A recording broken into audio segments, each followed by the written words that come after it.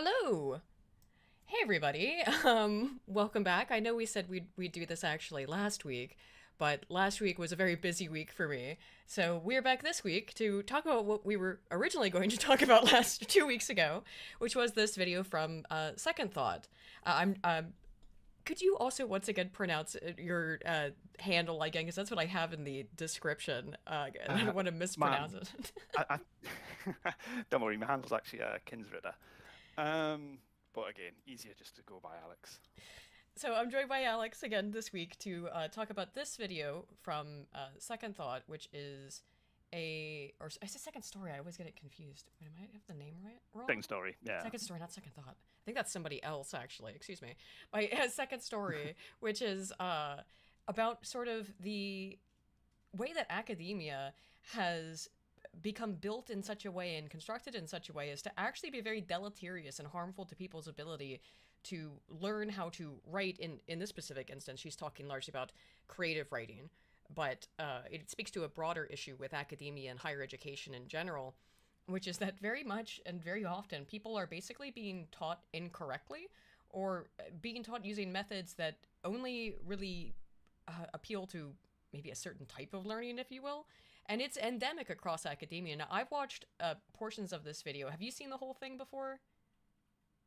I've seen the whole video before. Yeah. Okay. So what, since I've only seen bits and pieces of it, as I've seen clipped in other places, and I started watching a little bit of it, but I figured I should have watched it, have a little bit of it be new, to get some of my Yeah, that's fair. immediate impressions of it.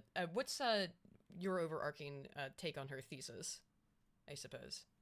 I, I think it mostly seems to be based around the idea that as we've sort of moved from one form of teaching language. Uh-oh. Hang on, you cut out for me. Sorry, also if the audio's low, I'm gonna... But we're ability to write as well. Wait, Uh-oh, we're back?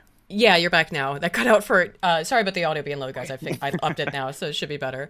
I never stream from my side. Usually when we stream on my podcast channel, Spoon does all of the back end work, so you can see I'm no good at it. Sorry, could you say it again though? Because I only caught like the very beginning and then it cut out after that. No, it's no problem. I think roughly her thesis is that we've changed the way that literacy is taught to children, and the way that it's been done is by changing the definition of what we actually consider literacy. And as it's shifted, we've slowly been reducing children's capacity to read because we've shifted the goalpost to make it basically so that we're no longer teaching literacy, we're teaching on a more ideological basis. It's more Right. just jump straight in at it. One of the things that she focuses on quite a bit is whole word teaching, whereby it's basically language by association rather than teaching children phonics to sound out words and things like that.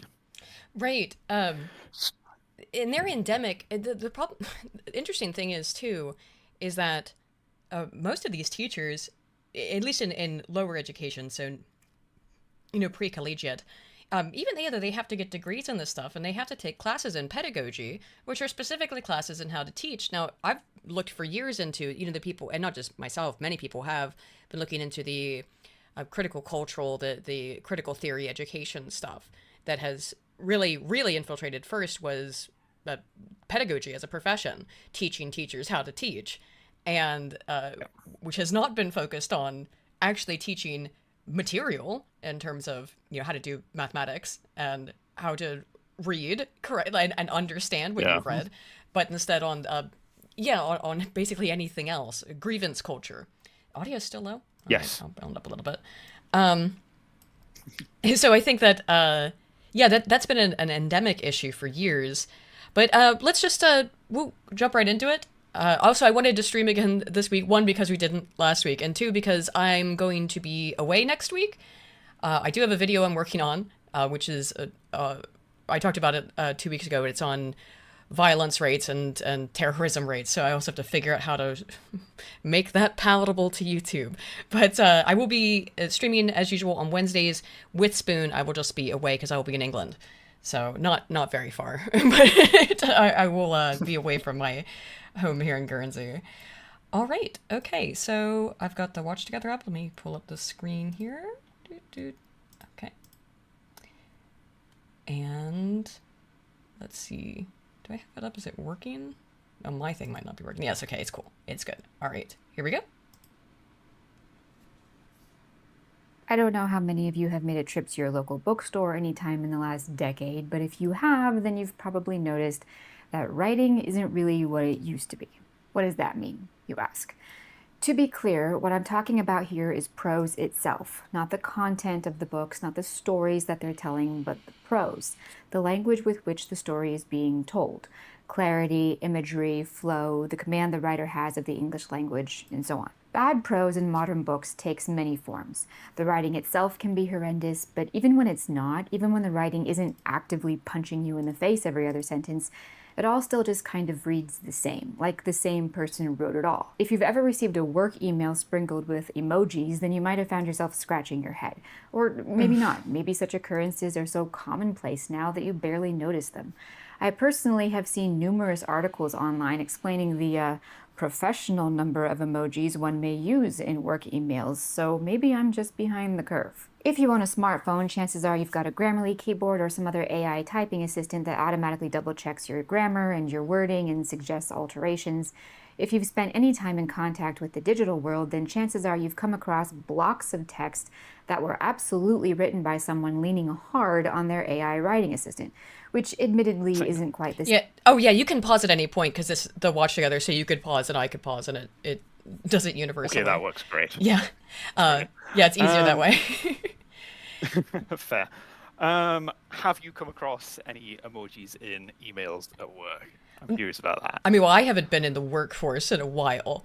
However, and it's very different too. Like when you're working with advertisers and things like that, it's a much more I would say unprofessional tone, or maybe it's more of a colloquial, personal tone, which is fine. They're used to working with influencers, to be fair. So I think that makes sense that that's how they structure their sort of emails when you talk about working with advertisers.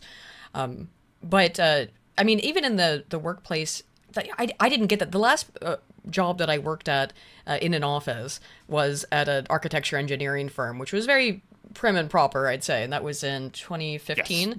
So yeah, there wasn't a lot of emoji sending at the A&E firm. But I mean, I think that, and nor was there at my university, but I was also a quite strict culture at the university. So I kind of have missed this, I think. But, and again, I don't think communicating with advertisers who are used to communicating with influencers is a good metric. Yeah. But it's part the other part she's talking about in terms of people relying and leaning so heavily on the AI or the automatic suggestions given to you by the phone is very obvious, and because they're so often actually incorrect. I mean, I guess it's very frustrating to me to be writing it even in like Microsoft Word or whatever, and it absolutely, you have to add something to the dictionary. If it's a jargon term, of course that makes sense, that's not a big issue, but sometimes it just genuinely is wrong. For example, one of the most common things that I see it's incorrect about, and at least my training is in APA, which is the American Psychological Association, and there's a lot of very, very strict rules on formatting, citation, and how everything has to be structured in APA citation format, which I'm so used to doing that it's second nature. But the Microsoft Word, of course, is not. If anything, it's probably programmed to look for MLA, I would imagine, or something like that. But it is very frequently incorrect and very frustrating because there's basically at some point no way to just tell it. You can say ignore forever, I guess. But I think that those sort of crutches that people have relied on, and because it also, I understand why people rely on them, because it underlines it in red, and you automatically go, oh, it must be me that's wrong here. And if people don't have the educational framework behind that to know better, and even if you do know better, looking at that big underlined red word makes you second guess yourself. School. Yes, yeah. It takes you back to school and you go, oh, this is clearly wrong. It's been marked red. Right. Whereas sometimes it's not actually incorrect. But yeah, I think that's clearly a problem with people's writing. And now with the AI stuff, it's extremely obvious when someone has just popped it into an LLM, mostly because of those what's it called? The double dash that it does very like frequently. EM dash. Yeah, where it'll EM dashes. I've They'll throw them in randomly. no one writes like that, but for whatever reason, almost all LLMs seem very fond of them, and yet I don't know how they pick that up, because they're based on inputs, but it's very strange, because that's not how people actually write in the English language outside of LLMs. Yeah. Yeah, they're based on inputs, and I have a feeling that she does go into AI a little bit, and I have my own personal grievance and bugbear against AI, which we can get onto later, I think, when it comes up more. If it comes up more. If not, Tom does, and I'll bring it back up. But it's funny, obviously, I'm from quite a sort of similar engineering background, actually, and we're still relatively professional. The only places where we see the odd emoji might creep in is literally your odd email from HR, and that's it. Right. So it's very, you can basically pick out the HR emails, because it's like, oh, there's an emoji. That's not an engineer that said that to me. Yeah. Queries. But Oh, sorry. Go ahead. Sorry, I was just going to say it's funny, because obviously this has been the whole problem with education's been going on for a long while. Oh yes. And I actually recently inherited a book from my grandfather, and he himself was an engineer as well, and it was a engineer in the 1950s, I think it was. It sat down and basically been along the lines of, I'm unhappy with the way that engineers communicate in the engineering world, in the engineering space. I'm unhappy with our communications abilities. So I'm just going to sit down and write a book telling people how to read, how to correctly format like letters being sent and all this. And it's fascinating to read, because it is just all like grammar rules, but it's specifically grammar rules focused around communicating ideas within engineering. Yeah. Well, there is a problem with. I mean, my degrees are all actually in communication. So, with emphasis on psychology, emphasis on media psych specifically, but my undergraduate degrees, organizational communication, and public relations were the 2 degrees with the minors in psych. And then my graduate degree was in communication with an emphasis media psychology. My doctoral degree would have been communication, emphasis media psych had I finished it. But, that's how people communicate. And unfortunately, even in my field, there's a lot of lack of attention that's even paid to the functional aspects of communication, as in literacy and how to write. That sort of has been lost. And I do think with the LLMs, someone in chat said, Constock says, LLMs don't use the EM dash anymore. It's an old meme. So they've updated that, I suppose. But I think the only reason that they probably updated that is because it became an instantaneous sign that whatever that's not right, that this is an AI has written it, so it's just adapted to that more than anything.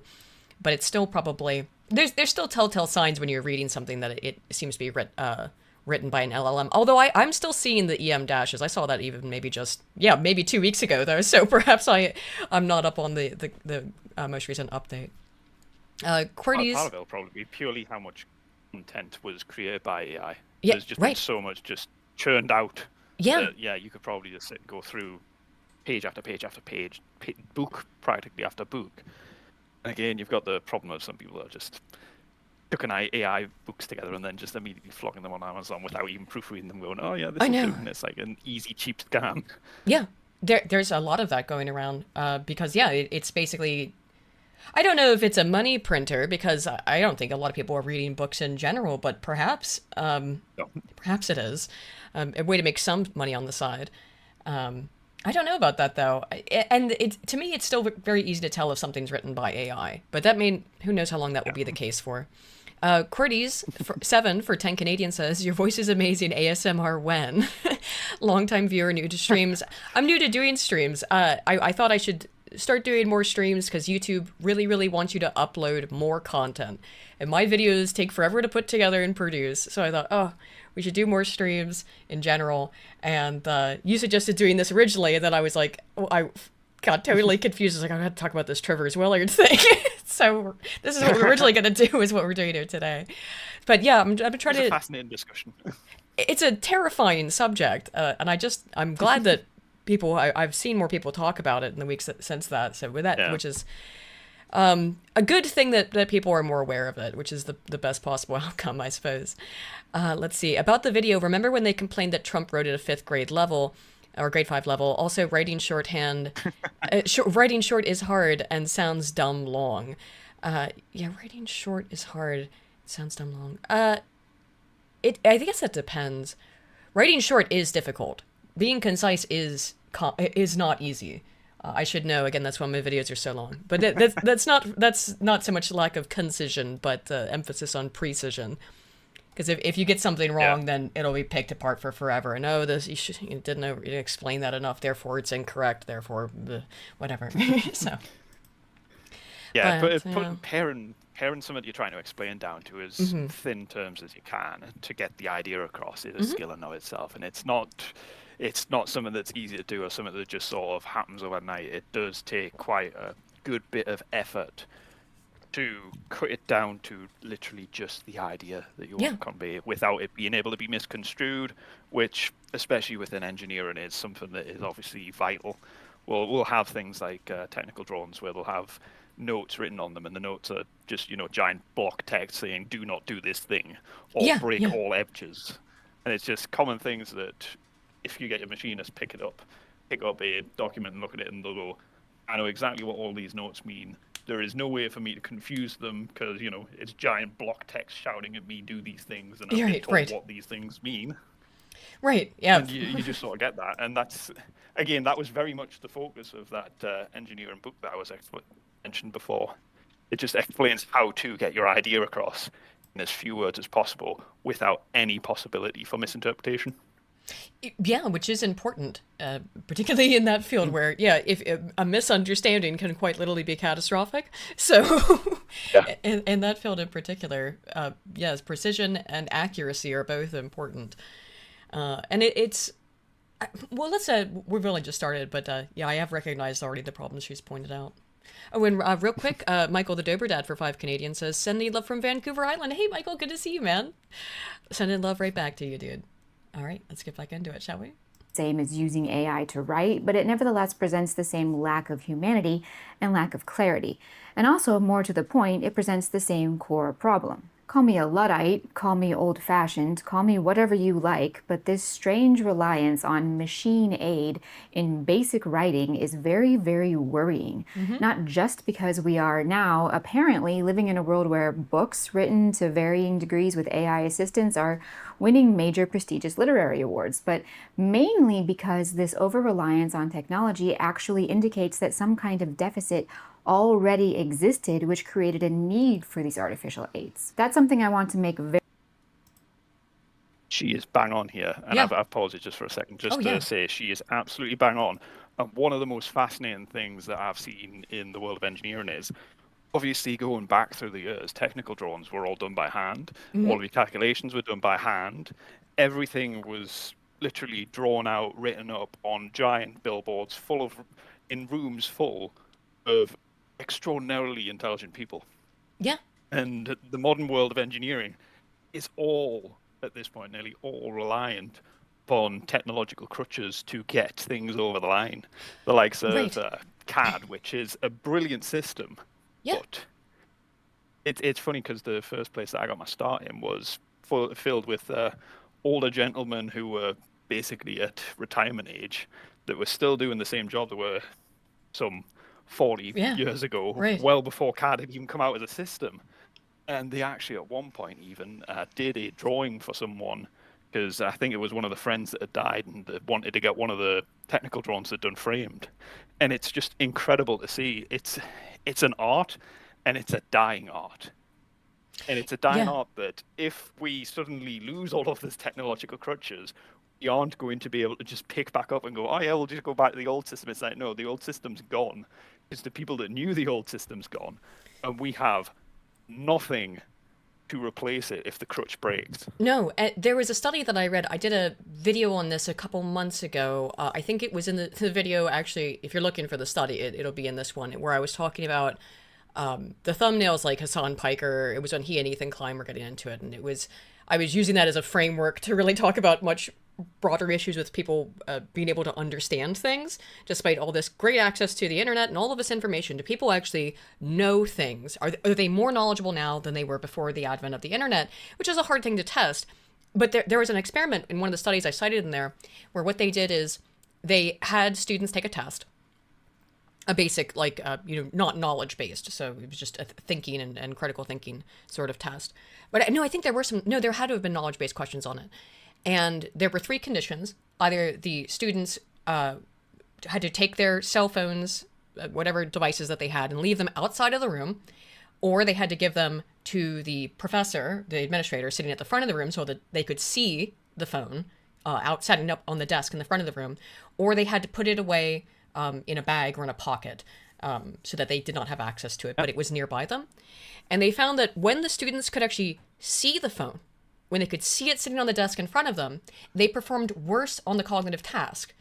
And the hypothesis is that they knew that the information that they would need to answer the questions was there on the phone. And so, and basically the way that I think this works, neurologically speaking, is that, you store information in your brain in different areas, essentially, and they're connected to other thoughts and bits of information in a complex way, but not completely non-analogous to the way a computer works. It's stored in folders and files, etc. That's not exactly how it works, but it's a heuristic way of understanding it. And so rather than opening the file or the folder inside the folder there's the file that contains the information in your brain, it's a hyperlink. And the hyperlink just goes in your brain, neurological hyperlink goes, use your phone. Use the internet to answer this question. You don't actually know, there's no actual information stored here. It's just a hyperlink. And if you don't have access to the internet because the phone's sitting on the other side of the room, well, it's a dead link because you don't have internet access. And the thing is that the students performed worse on the task when they could see and knew where the phone was, rather than comparatively to when it was left outside of the room in particular. And so basically what's happening is that as long as people think they have access to these devices, they don't have to acquit anything to memory. Yeah, that is fascinating. That just the mere sight of the phone can literally basically make you dumber. In terms of ability to perform well on a test, yeah. But I mean, it makes sense. People are so reliant on it that it's actually making them dumber, despite having greater access to information. I want to make very clear. Yeah. AI. Oh, sorry. Yeah. Oh, you're fine. Go on. Oh, sorry.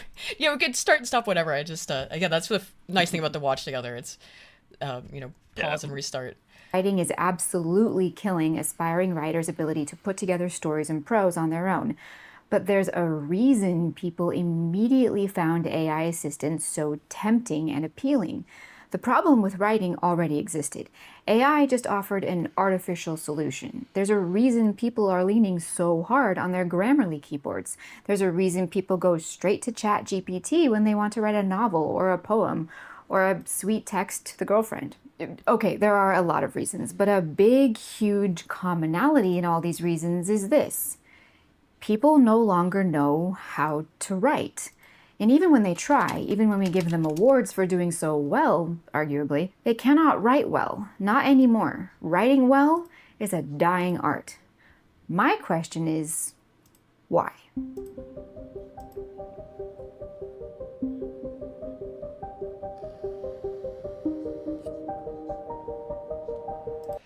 We have an almost inarticulate generation of college students in our history, and this may well account for their mass outbreaks of violence. They have no more intelligent way to express themselves. Pulitzer Prize-winning poet Carl Shapiro. I'm not sure if that's the cause for violence. Exactly. I think it's a little bit more complicated than that. Factors. I do, and considering that's what I'm writing what I've now almost completed my script on for the next video, and I had to do I'm actually very glad I spent more time with it because I reconducted a lot of the statistical analyses there, and just to really get down and narrow in on what I thought the issue was. And it was what I thought it is that I'll spoil the video. So if you've watched the stream, you'll have the denouement sort of spoiled. But the left and the right plan violent attacks, like terrorist attacks, to the exact same degrees if the left does not plan more. But the left is incompetent at carrying out violence. And I think I said that 2 weeks ago, but I've now really confirmed that in the big data analysis that is exactly what's happening. And the things that actually make people violent, it seems, are so what would cause violence in this instance, it's actually, it would seem to be that normally it's when people don't have power, so the left feels as if they're disenfranchised, even though that's not the case. But the partisanship probably is feeding into that. And what I actually think it is more than anything, at least what I found very strongly linked in the, and this is related to education, in the literature, is utilitarian moral reasoning, which is, I think, very much what's taught. At least when I was in college, I remember being taught utilitarian moral reasoning is sort of the superior form of morality, or this is, the good of the many type thinking, which is also very simplifying utilitarianism, but that's the way I think that it's basically translated. And it turns out that when you have people who think in utilitarian moral reasoning, they actually, people who tend to think that way, also are, it's utilitarian until it's you, right? That is where the line for them stops, is that the second I have to sacrifice anything, the second that I have to give up anything, utilitarian, people who utilize utilitarian moral reasoning, who, by the way, are more likely to be psychopaths, I'm serious about that one, it really, the buck stops the second that it affects them. We find excessive use of utilitarian moral reasoning with people who lean to the left. And therefore they are the sovereign in their own universe. Yes.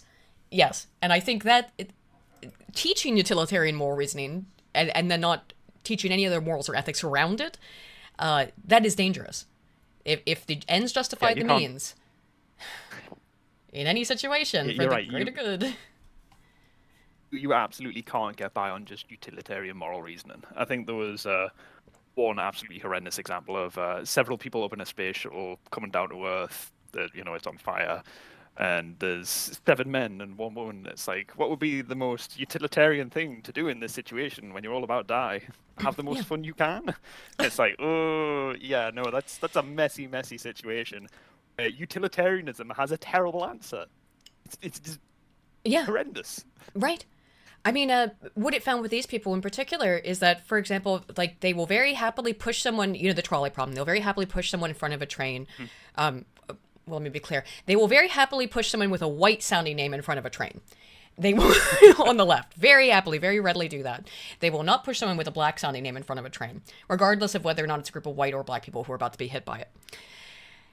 They will also very happily smother their own child in the crying baby scenario, which is another very quite famous moral thought experiment, which is, you are in this city, your city has been captured by an invading army, and the army is walking through the streets, they are killing everyone.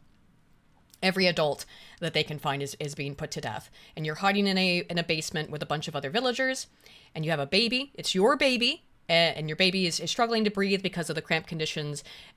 So they're crying, and they're starting to cry because they're having a hard time breathing. So do you allow the baby to cry and give away your location, and then the baby will survive because they're only, in this scenario, only killing adults. They're not killing children under a certain age. Or do you suffocate the baby and the baby dies? And so they were very willing, people on the left who engaged in moral utilitarian reasoning, very willing to suffocate the baby, very willing to throw a white person in front of the train, not willing to throw a black person in front of the train, not willing to, if they had to sacrifice themselves, there's another one where it's a lifeboat. Everyone's on a lifeboat, and there's someone there who's been very badly injured. They will kill that person if they're white. They will not kill them if they're black, unless their life is in danger, and then they will very happily kill anyone of any race. It is what utilitarian moral reasoning has done in practice to people who ascribe to it is essentially self-preservative violence at the cost of anyone else, for any reason. It's not for the greater good of everyone. It is for the greater good of me, the person making the decision. And I think that's what's leading to a lot of the violence, is the emphasis on that. And it does relate heavily to psychopathy, but it doesn't cause psychopathy. Of course, psychopathy is an underlying mental health issue, which seems to be preferred, utilitarian moral reasoning seems to be preferred by psychopaths or people with psychopathic traits, who also have a tendency to be on the left. And that's why you're seeing, I think, a lot of violence, more than anything, or at least attempts at violence. But these same people are so mentally ill. And I do mean that, the rates of reported mental illness. And I think that's a part of modernity. I don't think these people would have been so mentally ill had they been born in a different era. I mean, I can't imagine that in the past he would have had such a high rate of mental illness. I'd completely agree with you there. I mean, there's a famous story of Vlad the Impaler. He used to leave a golden chalice out in the main city of his kingdom, and he left a golden chalice out on the well. And basically, anyone was free to go up to the well and drink from the well using the chalice. And throughout his entire reign, nobody stole the chalice. And the reason why nobody stole the chalice was because there was no thieves Right. in the kingdom of Vlad the Impaler. And the reason there was no thieves was because he put them all on spikes. There's just none left. They're all Yeah. gone. Yep. And it very much would have been, one way or another, they would have either fit into society, they would have been removed from society. Right. There was no two ways around it. Right. Yeah, the consequences for allowing your mental illness to essentially flourish, which is what I think is being promoted now, it would not have been allowed to happen in the past. So I don't even know what you're. Look, restructuring education, I think, is important because the current state of the academy is, as we're going to go over Yes, here. it's a mess. Won't beat around the bush much more. We need to. We'll have to try to get to this. But I mean, I love talking about this stuff. But I think that it is not that. It's not the only issue going on. But the state of the academy is not helping in it. And I think like the way that morals are taught is part of that. Yeah. If you want to figure out why people can't write well, can't express or articulate themselves anymore, you have to go all the way back. The first wave of damage that has been done to the minds of would-be writers occurred in elementary school. I would assume that very few writers starting out these days learn to read using phonics, although you do see phonics implemented a little more these days, but never exclusively and never without the added damaging hindrances of whole language, which we'll get into in a little bit here. But even if Gen X and the millennials did eventually learn how to read, studies have shown that readers who learned using word association or whole language have less reading comprehension than those who learned using phonics. Again, give me a second, I'll talk about studies and sources in just a minute. Most casual readers I come across in my daily life don't know grammar. They don't know what it means to diagram a sentence. They don't know what it means to conjugate a verb or identify. Yeah. Did you have to do that in school? Do the sentence deconstruction? To the best of my memory, I did, and I think it's a long way back. I do remember having to do that. But I may have been 1990 is the year I was born, so I may have been amongst the last. And I grew up in rural West Virginia, so they probably were behind the times of where the rest of the United States had already headed with its education policies. But but we did have to do that, and I think that probably does help. This is interesting though, this whole premise. Noun and verb agreement. Oh, and you need to learn to do this if you learn to speak another language. That's the other thing. If you don't have to do this learning, I mean, and that should be telling, right? That if you go to learn a foreign language, you absolutely have to learn how to do this. You have to learn. So, like, I speak Japanese, not well anymore, but at one point I did to a decent degree. I passed JLPT2, which is the second highest that you can. Like the JLPT1 is the fluency exam. No way, not even gonna make an attempt. But the JLPT2 is one step down from that, and it's a big step, to be fair. But I passed that one, and only barely. And you have to learn how to conjugate verbs. You have to learn how the sentence structure works, and you really need to understand it. I still, even after all these years, I haven't studied it in well over a decade. But a lot of it's, just memory at this point. And I'll still make grammatical errors in that. And I studied Japanese for 12 years. Yeah, and you no, that really have to know the grammar. You really have to. Yeah. And it's astonishing. Grammar's one of the key building blocks of a language. My brother studied French to degree level, and he was ridiculously good at French. He was also very, very good at reading when he was young as well. But he studied French up to degree level, and then he went off and did a year in France, and all of the children were very, very disappointed when he went to the school, because apparently they find English accents very funny when when you're speaking a French language as an English person. You obviously, it's a funny one. You don't really think of it. It's like, yeah, I have an accent. Right. I have an accent in a foreign language as well, and it's like, yeah, that's a whole other ball game. But Yeah. he went to this French school to help as a teaching aide.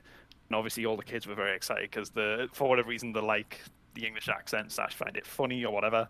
But he turned up, and then when he spoke, they all kind of exchanged confused looks because to them he sounded as if he was a native French speaker, just not from France. Interesting. Yeah. I started learning Japanese when I was 10. My teacher when I was a little kid was from Osaka, and All right. Osaka is in the Kansai area, and that whole area has a very strong accent. It's a dialect. It's Kansai-ben. It's the Kansai region. The most obvious, without getting into the weeds in it, is that the way that you end a sentence, as in Japanese, you have to say sentence end essentially, sort of, and with the word desu, but in Kansai-ben it's nen. So there's a whole different word there. Which can be confusing because the way that you end the sentence as a question, as in to say as like right, yeah, at the end of a sentence as you would in English, you say ne, and then is very close to it. And if you're not enunciating clearly, it sounds like every sentence you're saying is a question, which is a bit odd. But I think there's English speaking dialects that are like that, where every question or every sentence ends as a question. So I've gotten that as well. Is that it's very strange because your Japanese sounds off because you're clearly not a native speaker, but it also has an accent that is a Japanese regional accent, which is probably very bizarre, I think. Again, my Japanese is terrible now. But yeah, it's so strange that when you go through school to learn another language, you do have to learn this stuff. Why are we not teaching it to people who speak their own language? Very strange. Most people these days don't know how to spell. How many times have you seen those posts of girls talking about how much they love the smell of their boyfriend's colon? I definitely fall down on spelling. I can't spell. I mean, that's a very unfortunate spelling mistake, in particular, Absolutely. That one. The worst one is it'll be one that a spell checker won't pick up because it'll go, yeah, this is a word. Right. Look. Well, yeah, colon. I mean, it's a English word, so doesn't see any issue with that. But yeah, how unfortunate. We've reached a point now where it's deemed elitist to know which their or your is the right one to use in a given context. Forget current year. I don't know if that's actually considered elitist or that's just cope. I think that's a lot of cope. Fair. Yeah. Education, which I'm sure is atrocious. Even when I was in school, they had abandoned this focus in education. In place of what? I don't know. In the 2 years I was in public school, all we did was watch movies, learn about drugs, and glue small pieces of paper to larger pieces of paper. In 4th grade, they also learned how to put condoms on bananas. I'm not sure why 4th graders would need to know how to use condoms, but that's a subject for another day. Whoa. Yeah, she's a bit younger than me, I think. We didn't get that at all. I think, if I remember rightly, actually, I think they did they certainly have introduced it in the UK, where I think they're roughly on around about that borderline. They're probably around about year 6, maybe, I think. Yeah, 4th grade in the US. I think that's where it's at currently. Is that year 6? Is that the equivalent? I think that's age 10 or thereabouts. Yeah, that would be the same age then. Yeah. It's 10 or 11. It's very young. I don't even think we did that in high school. It's too young. No, I don't even think I got that in public high school. I went to a weird high school. It was an art school, so it was technically public, but also sort of private. And I don't even think we did that there in the 2000s. I think I ducked out crazy. on it. I think I was due to do it, and basically I was like, I just wasn't comfortable with it, so I just ducked out of it and just went, nah, I'm not going to go do that. I basically just, I think if I remember rightly, I told my mum, and she said, yeah, no, I'm not happy with that either. You're just not going into school today. And I was like, great. That's fine with me. We won't go in. Yeah, I think I might have skipped that too if they'd forced us to do it as a class. Oof. That's ridiculous. I can remember talking with some of my mates afterwards. I can remember talking to my friends afterwards about it, and it's like, yeah, it was just weird. Yeah, I imagine it would be, particularly at 10. But yeah, there you go. That's the important things to teach 10-year-olds, I suppose. My father had to teach me how to read himself using Hooked on Phonics in the summer between 1st and 2nd grade. Around the time my father figured out how ludicrous and pointless school had become, he pulled me out and homeschooled me. I managed to achieve a pretty high reading level pretty quickly by nothing more than a little spiteful tenacity and my father's hard work. We definitely need to avoid meaningless excuses like privilege and elitism. It's interesting, too. The most well-read person, at least in terms of fictional literature, not nonfiction, but the person have known in my life who is the most avid reader of or of fiction works was my friend who was also homeschooled. She just read constantly. So that's interesting that this woman also was homeschooled and also has an interest in literature. Because I don't think it's enforced, or enforced is the wrong word. It's not encouraged, obviously, but we'll hear more, I suppose, about why that might be the case. Oppression and elitism is not why I couldn't read in the second grade. Privilege is not why I graduated from high school 10 years later with a 4.0 GPA. My family was not wealthy and had to work all the time like everyone else's families, and yet... Just quickly to cut in on the reading there, and homeschooled people preferring to read. I'm of the opinion that they actively discouraged it, because my brother was... Really? I personally am a terrible reader. I don't particularly like to actually sit down and read a book. It just doesn't agree with us. So instead, I have books read to me, and I don't mean like as in audiobooks. I mean literally. I've been very, very lucky in that when I was little, brother used to read to us, and then when I was lucky enough to get a girlfriend, she read to me. And it just allows us to be sort of, I can think more clearly about the stories that's happening if it's directly being told to us. But my brother was easily the most advanced reader in his entire class. He was miles ahead of everyone. And it was to the point where all of the other students knew it. Yeah. And they didn't like try to tear him down for it. They just knew he liked books and they knew he could read very well. So they started in secondary school a new government initiative. And the government initiative was basically, you have to give up your lunch break to go and read a book. Okay. So you'd literally just, there was no choice in the matter. It was, we're enforcing literacy improvement sort of strategy, whereby you give up your lunch break and you go and read instead. Yeah, Erickson says it's been made a punishment in school, reading. That's what that sounds like. It wouldn't surprise me. And basically, he went, so at the very start of this whole program, they initially did a test to see how good your reading level was, and he did the test, and out of his entire class, he came bottom, and he then redid the test and came bottom again. And it was to the point where his friends in his class were protesting, saying, "Your system's broken. He is clearly the best reader in the class." Yeah. But because system said, no, he can't read, he had to read all of the remedial stuff. It's put him off books for the rest of his life. He stopped reading after that. Oh, I'm sure. I'm sure it did. But that's because it's a well, the educational system in the United States, at least, I can speak to more specifically, is completely geared towards helping girls learn. And it's very systematized. It has to be in a specific order. You have to pass all of these little checks first to make sure that you can't skip ahead. And that was a problem that my friend also had, was I'm a very good rule follower, I guess. So see, I, as a woman, as a female, I was set up until I got to the graduate level, and then I was too, I didn't like to play the office politics stuff, so I didn't do well there. But you know, in grade school, etc., I think that was a problem. Is she wanted to skip ahead because she was reading above her level as well, and that was very much looked down upon, because it's like, no, you have to do the remedial stuff first. And it probably was even in your friend's case as well, is that he was not doing well on their test because the test was too remedial for his level. So it was asking questions that essentially didn't make sense to him for where he was at. There's that stuff with in the U.S. has this maths program, the module, the Common Core, which I'm sure you've seen some of the memes about how they teach maths in the U.S. and how it makes no sense. Now, allegedly, this is designed to make sense to children who are struggling with maths, but it doesn't. What it actively does is it does not make sense to the more intelligent students, just because it's reorganizing it in a way that is non-intuitive, essentially, in my opinion.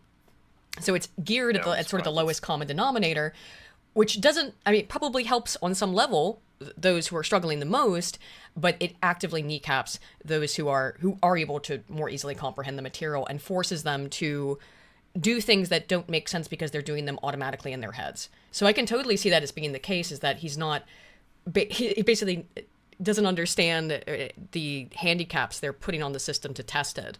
It's like, no, you have to be on this level and you're too far above it, so therefore it integer overflow error. Push it right down. Right? Yeah. I wouldn't be surprised by that at all. With some help, I still managed to figure out how to read and how to identify parts of speech. So instead of talking about privilege and victimhood, let's talk about facts. I know some of you hate that word, but I'm sure you can cope. So here are some nice, light facts to start with. The question is, why can't anyone write well anymore? There are a lot of reasons behind this, but we're going to focus our attention today on what is by far the biggest: education and critical literacy. Okay, first of all, I know how much you all love sources, and for today's topic, I'll concede. This data isn't all widely known. Therefore, I've compiled a huge list of sources, explain the literacy controversy, explain the superiority. And I've taken a look through her sources. Several of them are books, entire books, which I obviously have not read, but I try not to cite entire books when you're not supposed to. You're supposed to cite specific chapters, etc. But I usually only cite a certain part of a book or a certain statistic. However, there are other sources in here as well, and she also includes a lot of the full PDFs, so you don't even have to go, hunt them down and go find the sources yourself. Yeah. So you can actually just read it there. And I'll go ahead. I do have a link to her video here somewhere. Where did I put it? Okay. Well, I'll find it in a minute, and I'll post it. Oh, no, it's in the description. Right. So if you go click the link in the description, you'll find the link to her original video, and there will be a link in there to all of the sources. It is all fully sourced, and she's got a whole big write-up on it, so definitely check that out if you're interested. And go subscribe to her channel as well. She's really put out a lot of very interesting videos over the last couple months, in particular, I'd say. I've really enjoyed her content. Phonics, and also, if you're interested, how, billionaire industrialists and also the actual government, if you'll pardon my tin hat, deliberately undermined the education system of America over 100 years ago. I put all this together on my website. There's a link in the description. Oh, speaking of, do you have any other links? I have still a link to your Twitter here, but do you have also any other links that you want me to include in the description? The only other link would potentially be Pendragon. Oh, I've got that one. Yes. Yep. That's fine then. Yep, that's pretty much it then. Okay, cool. Just while she was on the subject, I thought I'd ask as well. Okay, cool. Yeah. When I first heard the term critical literacy, I was foolish enough to assume that it meant literacy that involved the ability to think critically and to analyze the meaning of the text by one's own power. Turns out, I was wrong. Critical literacy is defined as learning to read and write as part of the process of becoming conscious of one's experience as historically constructed within specific power relations. What? Critical literacy moves the reader's focus away from the self in critical reading to the interpretation of texts in different environmental and cultural contexts. Further, critical literacy provides opportunities for readers to determine their ability to discern the purpose of texts and also their ability to identify ideologies presented in the texts. As they read, individuals can accept, reject, or reconstruct the ideologies presented in the text to support their own life experiences. We're not going to dig into this yet, but I want you to keep these definitions in mind as we proceed. Critical literacy, as it is called, and as I have just defined, is the new literacy. Begun in spirit by Paulo Freire, and then more solidly presented by Ira Shore in his 1980 book, Critical Teaching in Everyday Life, critical literacy aims to teach not literacy, but rather a kind of social awareness, which was using teaching reading. It's deconstructionism. Is what it is. I mean, you have to deconstruct not what is the text actually saying, but what are the socio-cultural, political implications of the text, and how does it apply to breaking down all structures. It's the Marxist dialectic way of reading things. Yes, absolutely. Brilliant point to bring in the article, just to flash it up. Yeah, great. I've got it right here. Let me actually make this a little bit. So I've got my speed reader thing on, and it put it right back on. There we go. Students shall not pass unless they accept Lord of the Rings is offensive. University course suggests Tolkien's treatment of evil characters follows a tradition of anti-African antipathy. Wow. I mean, they've been doing this with Tolkien in particular for years. I remember it was that, what was the name of the channel? People in the chat will have to help me out. They make those little animations, and they did something about how orcs are black coated, and this is terrible because Oh, they're depicted as evil extra and credits. extra credits. Extra That's credits. it. Yes. Yes. That's it. Yeah, And this has extra been credits. brought up again recently in the last couple of days because there's no reason you would have necessarily seen this. But Wizards of the Coast, the people who make Dungeons and Dragons and Magic the Gathering, put out just a really ugly piece of art that had very funny implications to it. It was for their Fall Pride collection because you have to have Pride Month every month now. Although I guess they haven't gotten the memo yet that the woke's been put away. Whatever, keep going at it, I guess. It's just the funny messaging that is implicit in their image is that it looks like this whole town has been. I'm going to stream about this on Wednesdays, guys, on Broken Crown. We'll have Bill on maybe to talk more about the D&D stuff. But the message appears to be that this town, by a beholder. yeah, they're all being controlled they're being mind controlled by this beholder or the blue dragon in the background, which is a Masters of Illusion magic, and that this is actually a really horrifying scene of mass hypnosis that's occurring. But yeah, the strange thing is that I made a tweet about it and it went semi-viral, I suppose. Viral. Yeah, So I've I saw had to deal with these like the most obnoxious people on the internet for days, and they're just insufferable. They never shut up either, which is it's like I had to mute the thread at some point, just because it became never ending. And so much of to it. use the moments like that as a tool to just say, right, I'm going to extend my block list further. Yes. All of you are going on it because I don't care about anything else you ever have to say ever again. No, I mean, then they'll be like, oh, I won, you blocked me. It's like, well, you have posted 500 times in this thread, so I don't need to see anything more from you. But one of the major sticking points with that is that they really don't like the idea of an evil creature. They talk about this a lot, is that it's racist to have an idea of an evil creature, because everything is capable of salvation. But what I find so strange about that's the same premise here too, is that it's black coded. The orcs are black coded, right? Now that's an interesting thing to say in the first place, but it also doesn't hold up even under their own scrutiny. Because you'll ask them, do you think white people are evil? Oh, yes. White people are horrible and evil, and everything about whiteness is awful and evil. It's like, wait, so you think that there are people in the real world who are inherently evil, who are born evil, and there's nothing they can do about it? They can try maybe to be better, but they will always be white and therefore always evil. And you can accept that axiomatically as true, but you can't accept it in fiction for some reason. I find that very bizarre about these people. That they will sit there and argue for days about how it's racist for the beholder, a floating eyeball covered in eye-stalked tentacles, to be evil, but not problematic to say that all white people are evil. Yeah, anyway. The brain's completely and utterly scrambled. They I don't think they even understand what evil is at this point. No. I think they just go, they've got... It's not even a childlike view of evil. They just don't get it as a concept. Feels like. It's because they are. The things that when they read descriptions of evil, they would have to, I think, necessarily draw parallels to their own behavior. And in a lot of the other research I've looked at, and you can check out my video on dark morality on this I made maybe 2 years ago. And there's extensive research in that video. I reference it a lot because there's a lot of really good research in that video that is perpetually of interest. And what I basically found in that literature review was the things that drive the left to act for example, like how would you split a pot of money? You and another person have come across some money, and we're actually going to pay you in this experiment. And it's a small amount of money. How do you want to split it?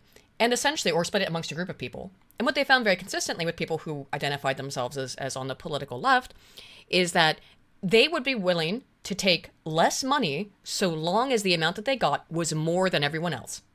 It is their mindset is driven.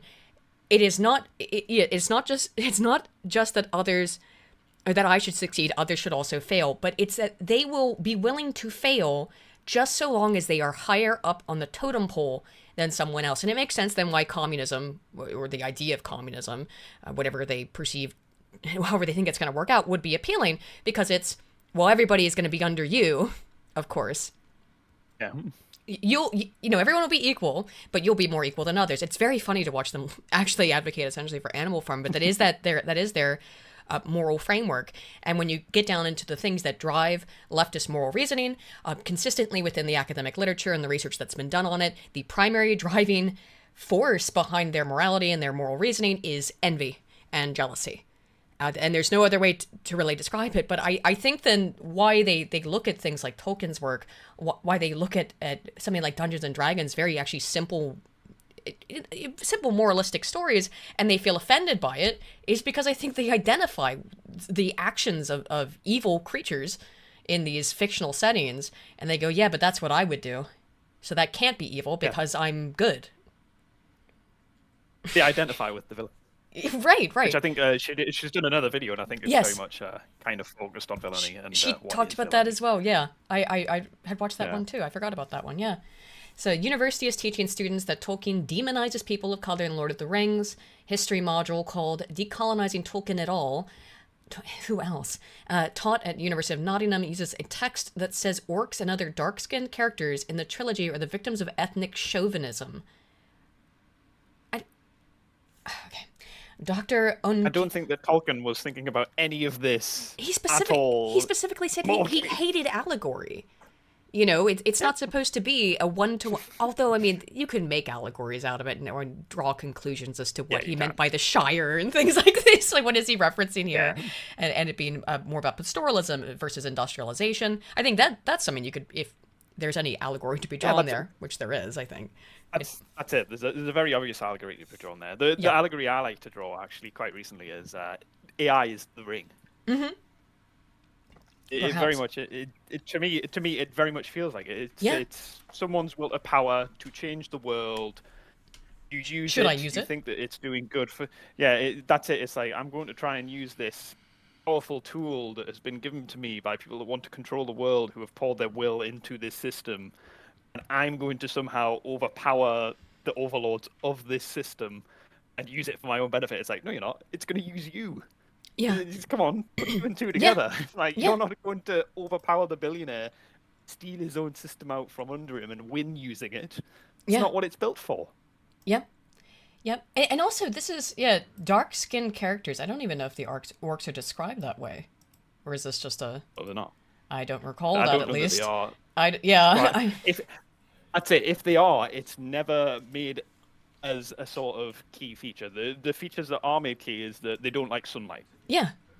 They don't like the light, and that's the main. Just off the top of my head, that's one of the key features that is pulled in from them. They don't like sunlight, and it's like, they're evil, of course. Right. Because the light of Arrow Livitar, that's a symbol of divinity, and of course they don't like that. So I don't know about this dark-skinned character stuff. That seems a bit bullshit.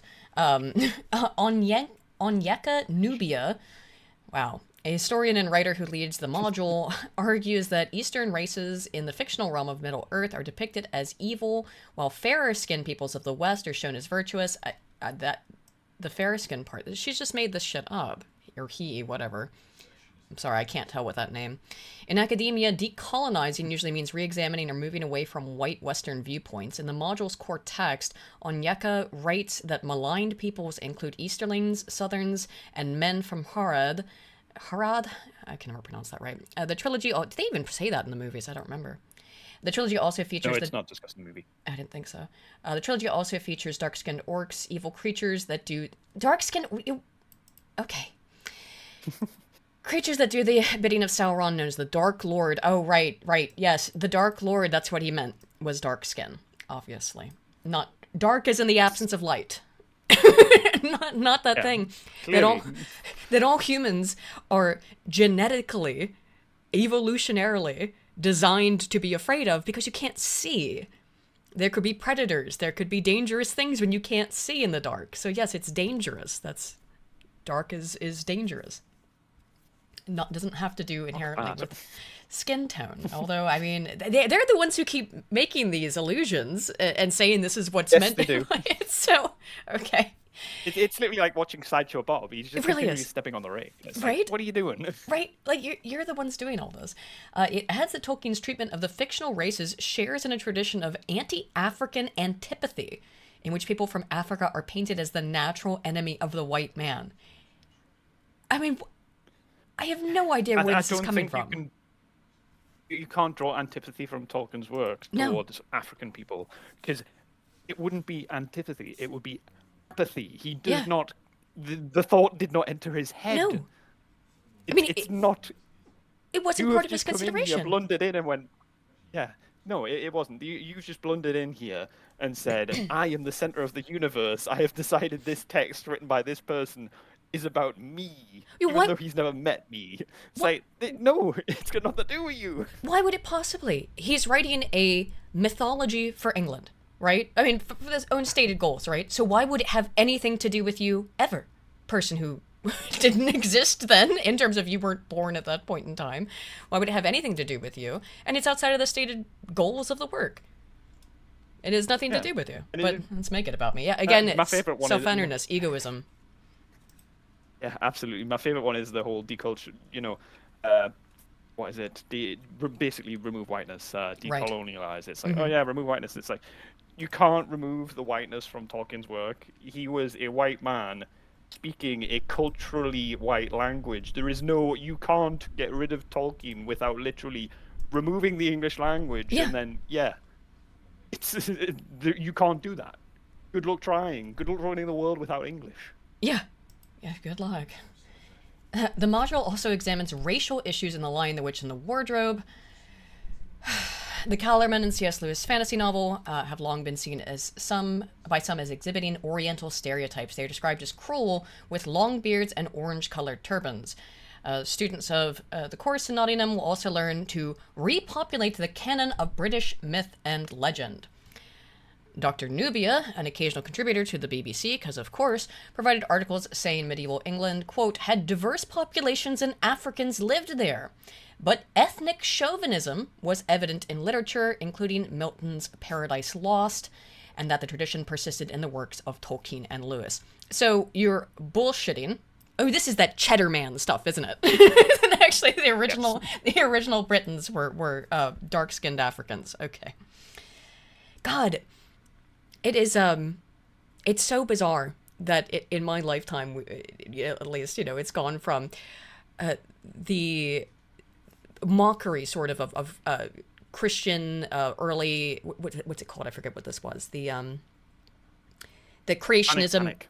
Well, yeah, satanic panic, but also what's this particular Christian belief? Creationism. Young Earth creationism or something. Yeah. Yeah, that's it, right? Young Yes, Earth creationism, which I actually don't find anything about the biblical representation and description of the creation of Earth to not align with history and science, but that's just my personal take on it. It's just explaining it to people who didn't have any frame of reference, which is good writing, actually. If you don't need to understand the specifics of how complex scientific forces operate, but can still understand the gist of it. Yeah, it's very. There was all that mockery of like the young Earth creationism, and the fossil records are all fake, and then they do the same stuff where it's like, actually, no, we're just gonna basically pretend that history was anything else other than what it actually was because it makes me uncomfortable. Essentially. Yeah. History is downstream of power, and Right. power is politics. Yes, and he who controls history, who controls the past, controls the future and the present, perhaps. Theoretically, until certain things happen, and then everything falls apart. You go, Right. oh no, we've lost the history. Right.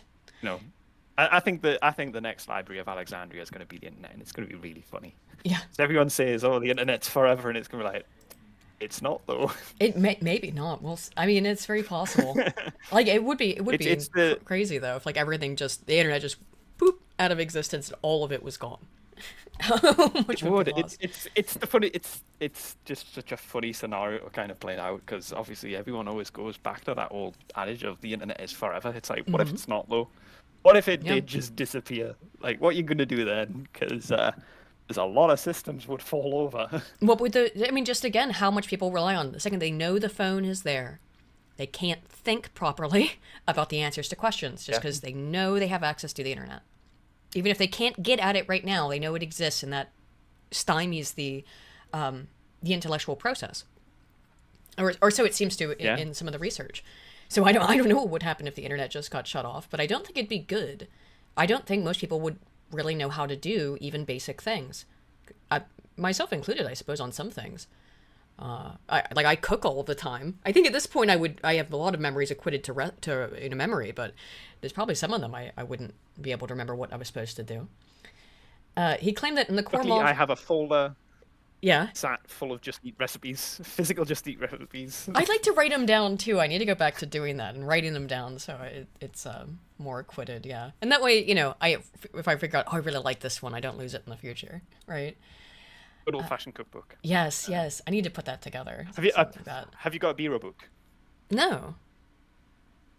You need to get a Biro book. It's a British tradition, and I imagine they'll probably sell them in Guernsey. I'm sure. I think sell or the cheap either way. But basically, it's a bakery book that has been produced by a company in England since I think it was just after the war they started producing it. But it is basically, as far as I'm concerned, it is the baking book for England. Yeah. No, we don't have. I mean, there's probably one around. There's a nice bookstore that sells antique books. Well, it's an antique store that sells books, I should say, not too far from us. And yeah, maybe I'll look for it there then, because I'd love to have one of those old cookbooks. We've got one of Guernsey recipes in particular, and some of them. All right. Well, I looked through them. One of them is for milk punch, which is alcoholic milk. Oh. Yeah, I'm not sure Well, about then that. Russian standard. Yeah, I'm not sure about that one though. It sounds a bit gross because it inherently curdles the milk, so then you have to strain the whey out of it. And I don't know, that just doesn't sound very pleasant to me. That's getting a bit on, like, Right? no, I don't know that I'd fancy that. I don't know. It's one thing to have a White Russian that's not going to Right. curdle the milk, but Yeah, that one's a yeah, bit. no, I don't know about curdling the milk and then drinking that. Yeah, Don't fancy that. I've not tried it. I'm not probably not likely to any in the near future. Let's see. He claims in the core module text that Shakespeare's work helped promote a vision of a fictional mono-ethnic English past. His plays are said to be problematic for missing direct references to Africans living in England, creating the illusion of racial homogeneity in England. Yes, the illusion. This guy's just a lunatic then. Yeah, you're just going off and creating your own fantasy version of history that didn't happen. I mean, yeah. No. Was Shakespeare meant to know about the one black drummer that was gifted to Henry VIII as basically not quite a slave, but a oddity? Yes. I mean, no, I think people were somewhat aware that like the Moors existed, and I think that would have been kind of the limit of that understanding is Moorish people somewhere, Yeah, and that's it. And the Moors aren't sub-Saharan Africans. No, it's also totally why they want to analogize them or make it so that they're the same equivalent, because you can find references to Moors essentially, but that's not the same thing, is it? No, certainly not to sub-Saharan Africans. In 2021, academics taking part in an anti-racist Shakespeare program at the Globe Theatre argued that the bard's work consistently links whiteness to beauty while dark is unattractive. No, dark is, again, it's related to night. How can people, again, who have degrees in English not be able to understand something so basic that darkness is uncertainty? Because you can't see in it. Specifically because they have the reason they can't understand it is because they specifically have degrees in English, so they have been indoctrinated rather than educated. Right, is to have an incorrect understanding. Again, this is actually a great segue back into the video too, as to what she's saying about looking at not through what is actually written and meant by the language in situ, in context. But what does it mean to me now in a globalized, racially conscious, post-revolution, sex revolution, all this, deconstructivist framework? Well, what does it mean in this? Not who gives a damn what Shakespeare actually meant. We're going to retroactively make it that this is about race instead of what it obviously is, which is darkness is scary because you can't see in it. Yeah. Yeah. Let's see. You have to excuse me. I've been having terrible allergies recently. These changing weather always gets to me. I've already taken one today, but I'll take another allergy pill for it. Let's see. Contributed Professor Vanessa Corredera said at the time, if you put the play in context with other Shakespearean plays and even in the sonnets, this language is all over the place, the language of the dark and the light. There are these racializing elements. How? Or it could be literally darkness and light. Light, which, allows you to see, which allows you to see things clearly, which... No, we're educated people now. We know much, much more than the savages of the past, but we're definitely all racist. Well, when it's dark outside, when it's raining and stormy and nasty. I mean, it's just obvious. It has to do with weather. It has to do with what is a symbol of, in what is man steal from the gods, right? Fire. The Tempest was racist because there was a dark storm at the start of it. Right? Well, the divine is light. It's fire, right? Technology. These are all like very associated themes that, again, you would think someone who has a degree in and is teaching English literature would have some basic concept of. But yeah, that's basically the end of the article, I think, more or less. That, yes, fair youth and dark lady. Oh my. It's completely pointless. But yeah, that goes back to exactly her point, I think, in terms of not reading the actual words and the denotation of them, but it's all connotation. Yeah. As a delivery method of sorts, as if reading was just this fringe and this right kind of social awareness was the real thing they wanted the child to receive. Let me show you one quote from this book that should pretty adequately illustrate critical literacy in action. Prior to scheduling classes, Freirean educators study the life and language of their prospective students. These sociological inquiries permit them to discover a small number of keywords from daily life called generative words, which will be used for both problematizing experience and for literacy teaching.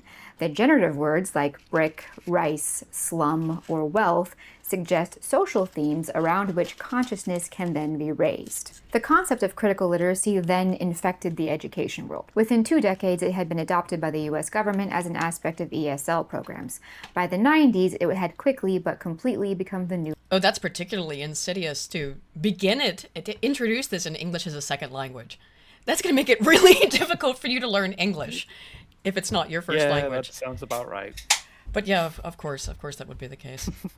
literacy. I have a couple quotes from Shore's book and the list of links on my website. If you're curious as to just how disturbing this is, have a read. When people in modern academic and education circles talk about literate kids or teaching literacy, this critical literacy is, to them, the ultimate sign of success. If they can produce a critically literate adult, then they've done their job. Before we get too deep into the effects of critical literacy, which is an extremely crucial aspect of the topic at hand, why no one can write anymore, we should first try to define actual literacy, that is, the ability to read, which of course is the twin brother of the ability to write. We also need to look at the way actual literacy has entered a sharp, alarming decline, which is, and I'll demonstrate this, directly linked to the implementation of critical literacy. That is, actual literacy began to decline when critical literacy became the goal. Defining literacy is a hot topic in education circles. It's divisive and somehow controversial. Even putting aside the jargon-heavy newspeak of critical literacy, the assessment of adults' ability to actually read text on a page or screen is a hot-button issue, which isn't hard to understand. As literacy rates in America drop, everyone's first honest instinct is, well, there must be something wrong with the quality of the education. I mean, education tends to apply various bizarrely worded definitions of literacy as if to say, no, literacy is not in decline. What you're talking about isn't literacy. And then people start arguing about that, and then the whole issue becomes a pointless shouting match. So, before we get into the... As Scrump would say many times, it is just the endless conversation. It is the endless conversation indeed. Yes. What do you mean by literacy? Well, it can't possibly be for literacy rates to be going down. That would be a attack against the Whig view of history. When we have to be progressing forward constantly, everything's always have to be getting better. And if there's some indication that no, they're actually getting worse, this is heresy. So instead, you have to redefine terms in this endless conversation. So no, it's actually literacy is going up. It's just not in a way that your backwards thinking could possibly conceive of it as. I'm gonna hit some. Exactly. Yeah, things are always getting better. Of course, yeah. Progressive march through history. It's always getting better, indeed. I'm gonna get some of these super chats here before I forget. Let's see. Derek Coolis for 10 says, my thought is primarily an involuntarily internal dialogue. I can't understand the want to use AI to write. Words are thought to me. Is there any reliable literature on this for a layman like me? So, regarding internal dialogue, the literature I have read on it is that about a third of people don't possess it. It is about a third, but that whole NPC, I made a video on this many years ago now, but I've looked at more of the literature on it since then, and it is about a third of people who do not experience internal monologue or internal dialogue. That is also how I think, to be fair, is in terms of I have a constant internal monologue, and that's makes it easy to write because I can see the words in my head and how I want to phrase things. But a third of people don't have that. Excuse me. Also I told you my allergies are going to be terrible. There's also about a third of people who can't rotate an object in their heads or even imagine an object. You say close your eyes and envision an apple. About a third of people can't do that at all. And the strange thing is that it doesn't seem to be inherently linked to IQ. So there might be some people who score fairly highly on some. Now, I don't think you're going to find any geniuses in that cohort, just to be clear. But I don't think that there doesn't appear to be any evidence that those people are particularly dumb. They may just all be midwits. It actually probably is the case, is that they all cluster very close towards the mean. They'll just be following constantly. Yeah, because they're very aggregated towards the mean. I could imagine that's a lot of people near the mean don't have that ability because they are kind of NPCs, and you wouldn't expect them to be complete idiots, but rather midwits, right? Yeah, absolutely. Or so I think, and I know there's literature on that, Deliculus, and Dericulus. I made a video about that years ago, but I don't know how relevant it is now. Gary Thomas replies. I didn't mean to dig into it. Yeah, it's interesting stuff. That whole idea about the apple rotation and the internal monologue. And it's strange that when the researchers go to work with the people who don't have it, they don't even understand the question. What do you? Yeah, it doesn't surprise us. It's outside of like their ability to think. It'd be like asking someone to imagine a new color. Right. You can't do it. You can't imagine a new color. It's just. And they seem to perceive of it as if there's another. They think it's when you talk to them about what an internal monologue is like. They're like, oh, so you're schizophrenic. So there's like another person inside your head that you're talking to. Wow, you're crazy. To them, it's absurd. Just as absurd as it is to people with an internal monologue to imagine not having one. It's like, what do you do? What do you think? If you're not essentially having a conversation with yourself in your head. Conversation with yourself at all times, yeah. Yeah, which is... Determining exactly... Yeah. But to them, that's incomprehensible. No frame of common reference. Fascinating to see... Yeah, it'd be fascinating to see how they actually break stuff down. Because, like, how do you break things down if you can't talk through the steps that you're going to do? Do you just sort of envision them and then they happen? No, and are you purely reactive and reflexive? Usually those people don't have inner sight either. So they don't envision stuff either. And when you ask them to, they don't understand the question. They're like, what do you mean envision it? What they don't have the same frame of reference. And again, these people don't appear to be like, mind-numbingly stupid. They can function relatively normally. They're, like I said, probably near the mean of IQ, but they're just like complete NPC followers. They don't have imagination, I guess. I mean, maybe they do, but they describe it in different ways. And they, again, from their perspective, they're completely normal and we're all crazy and weird. So it's a very interesting phenomena or I guess it's a series of phenomenon that occur where some people just don't have this internal voice. They don't have internal sight or inner seeing, as it's sometimes called. And I don't know, Dericulus, but look into the apple rotation research and on the inner monologue stuff, because there is research on that. That's quite interesting, and it's about a third of people on both. And I wonder what happens when these people have to read. Do they have an internal monologue when they read, or do they always have to read out loud? I don't know, and I think I have read something about that too. And I guess I don't think they read out loud. But I wonder if you can't see it, That is interesting. So if it's describing a scene to you, and it's describing the meadow and Yeah, there's a you're not going to see the castle, scene. what do you? Yeah, how can you? But then how can you keep what's happening it out throughout the scene in your mind if you can't picture it in any way? That's so bizarre. Again, but to them, we're the weird ones. So I have no idea how communication you can communicate ideas with people who totally lack that same shared experience. Gary Thomas for 5 says, nobody cares about what happens in Africa. For example, did you know that 3 genocides were occurring before Donald J. Trump came into power? I didn't. Yeah, there's always a genocide going on, or 2 or 3 in Africa. Yeah, it's a rough place. It is. Sephiroth for 2 says, morning, Aydin. It is nearly 8 o'clock at night here, but morning, Sephiroth. And Marangatu for 5 New Zealand says, there's a lot I don't agree with you, Aydin, but I appreciate your work. Thank you, man. Says, let Nuka know I play the bagpipes now partly because of him. Very based. I haven't talked to Nuka in a while, but next time I see him, I'll let him know. Nuka's my Scottish friend. Well, one of several. Anyway. Rest of it, I want to attempt to talk about what literacy even means. I mean, a definition we can all agree on so that as we talk about this issue, we can all be on the same page, so to speak. Let's put aside all the jargon-heavy definitions that get thrown around by all the players. Instead, let's look at the Program for the International Assessment of Adult Competencies, PIAAC. Literacy is accessing, understanding, evaluating, and reflecting on written texts in order to achieve one's goals, to develop one's knowledge and potential, and to participate in society. Wow, that means This nothing. is still pretty jargon-heavy, but I think we can manage. I do appreciate that they're at least extremely clear about what they mean by all these individual words. Personally, I greatly dislike this odd word accessing here. To my mind, one's ability to access written text is reading. They mean reading. But there is more to it, as you can see down here.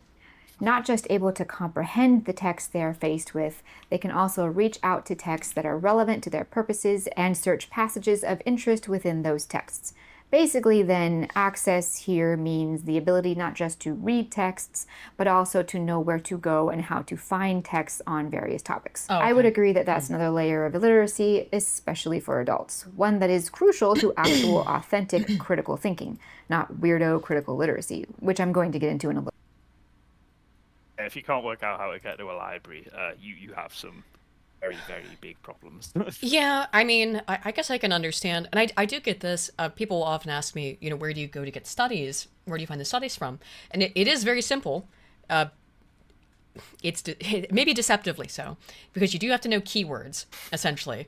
Like, Yes. you need to know the keywords that you're looking for. If I'm looking for academic literature on a certain subject, I first have to know how I have an idea of what I'm trying to study. But what are the jargon terms that academics use to describe this? Because I've been working in academia for 20 years at this point, or damn near, excuse me, I have a pretty good idea of what any field is going to call something, or can get pretty close with just guesses, even if I've never interacted with a theory or with a area of study.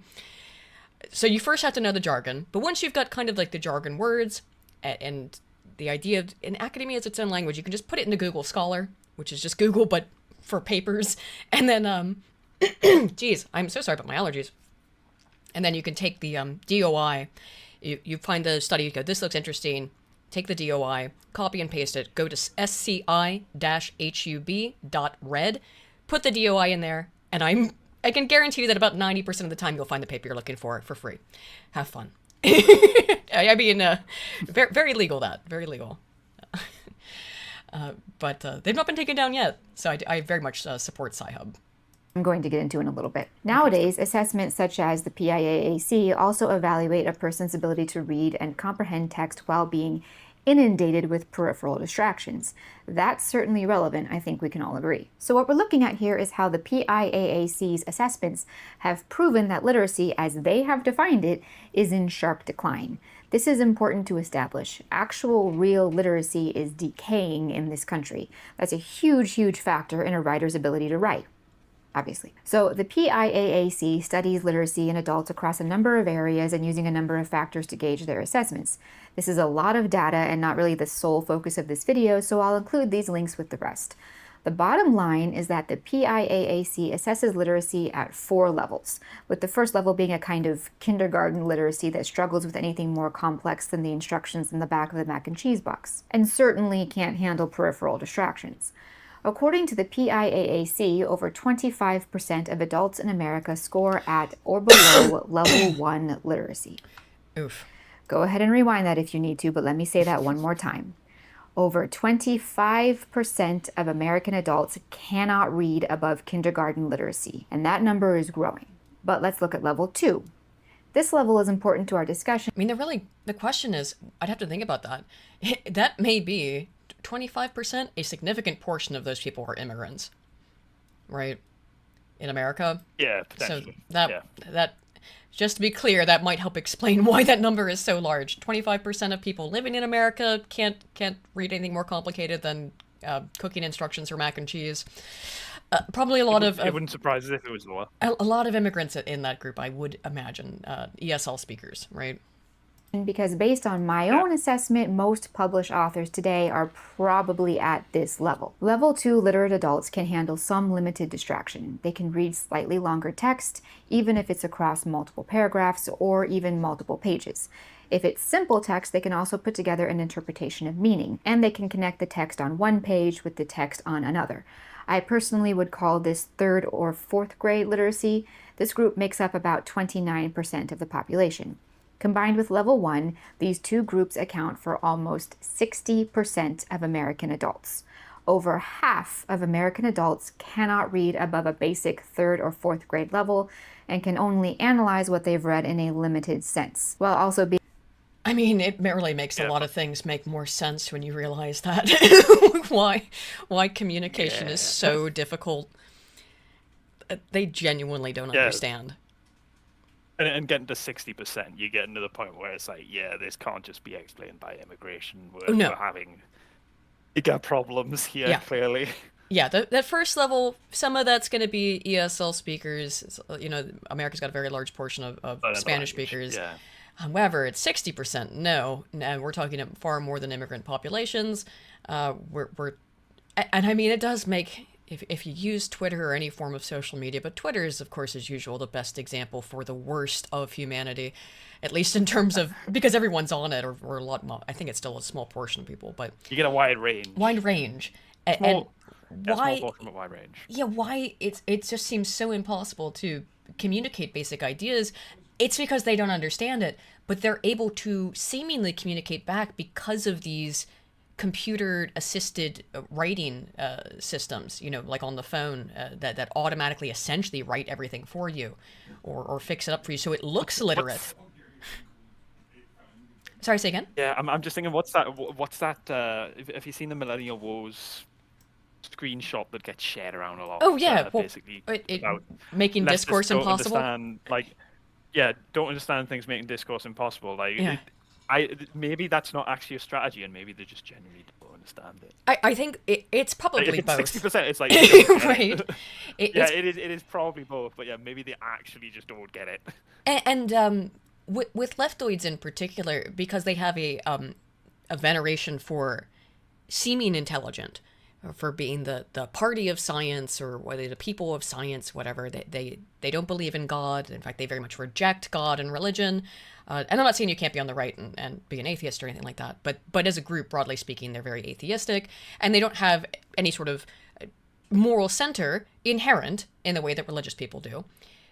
And the thing that they tend to gravitate towards is credentialism in academia, because this is the new the new cloistered class, the monk class, right, of the academics from whom we gain all of our information about the world, who must be listened to because they are the elites.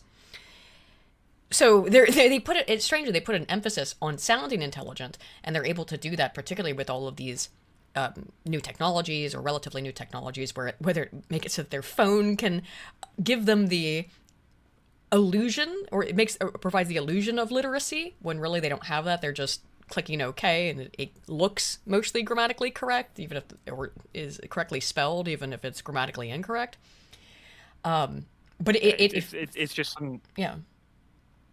it suddenly gave me a flash, which is obviously throughout many, many centuries, you had the Catholic priests and the Hmm. Mass was said in Latin and Right. the Bible was only ever written in Latin. Right. And you pick up a scientific paper and you read through it, and your common man isn't going to understand half of the jargon terms, whereby basically the science class has recreated Latin so that they can tell you how this Yeah. paper should be interpreted. And your tiny peasant mind can't possibly pick up this research paper and understand exactly what they're trying to say You with it. can. That's the whole point of what I try to do on my channel, at least, is be like, no, no, no. Trust me, you can understand this. You just got to break down a little bit of the jargon. There's some math stuff that is a little bit maybe harder to understand, but it's just a little bit. I can just translate that, and I can show you. Here's what it means. You can see the number here, and here's what it means. And it's not that complicated. It's just that's mostly just a skill thing, and there's no reason for most people to have the skills of. There's no reason for the average person to know how to read a regression output chart. Like there's just no reason for that. Yeah. It's not useful to you in your day-to-day life. I can, Yeah. and that's a service that I like to do because I have that skill. But you can absolutely read scientific papers. Typically, they will provide you what the definition for jargon words are, with some exceptions if they're considered essentially endemic, where like you should know what this is in order to read this, and that is obviously a barrier there. But other than that, no, Yeah. you really should, if you have graduated from high school, you should be able to read scientific texts to a certain amount, at least the abstract, because they are written for that level. They're supposed to be, at least. Theoretically, but it's once you go into Yeah. the weeds, it's intentionally done to make Yeah. it so that they can spin it and say, no, you need the right credentials to be able to read this. It doesn't Yeah. matter that your reading of this is wrong because it disagrees with what I'm saying.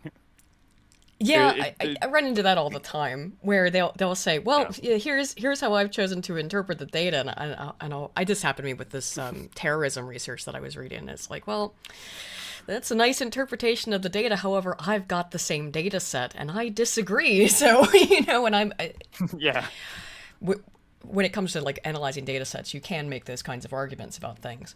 But no one is. It's never even in academia. They never expect that that's going to happen. Even when you're publishing work, you don't expect to really anymore get feedback on your work. And when you do go to publish a study, and when I have, the kind of feedback that I usually received on it when I was doing it were things like the grammar, and by that I mean mostly like formatting issues. This formatting was a little bit wrong, which fair, good thing to correct. They were usually like, our journal prefers you to cite this way. Our journal it's formatting in that kind of formatting errors in that kind of sense of this is our preferred format for publication.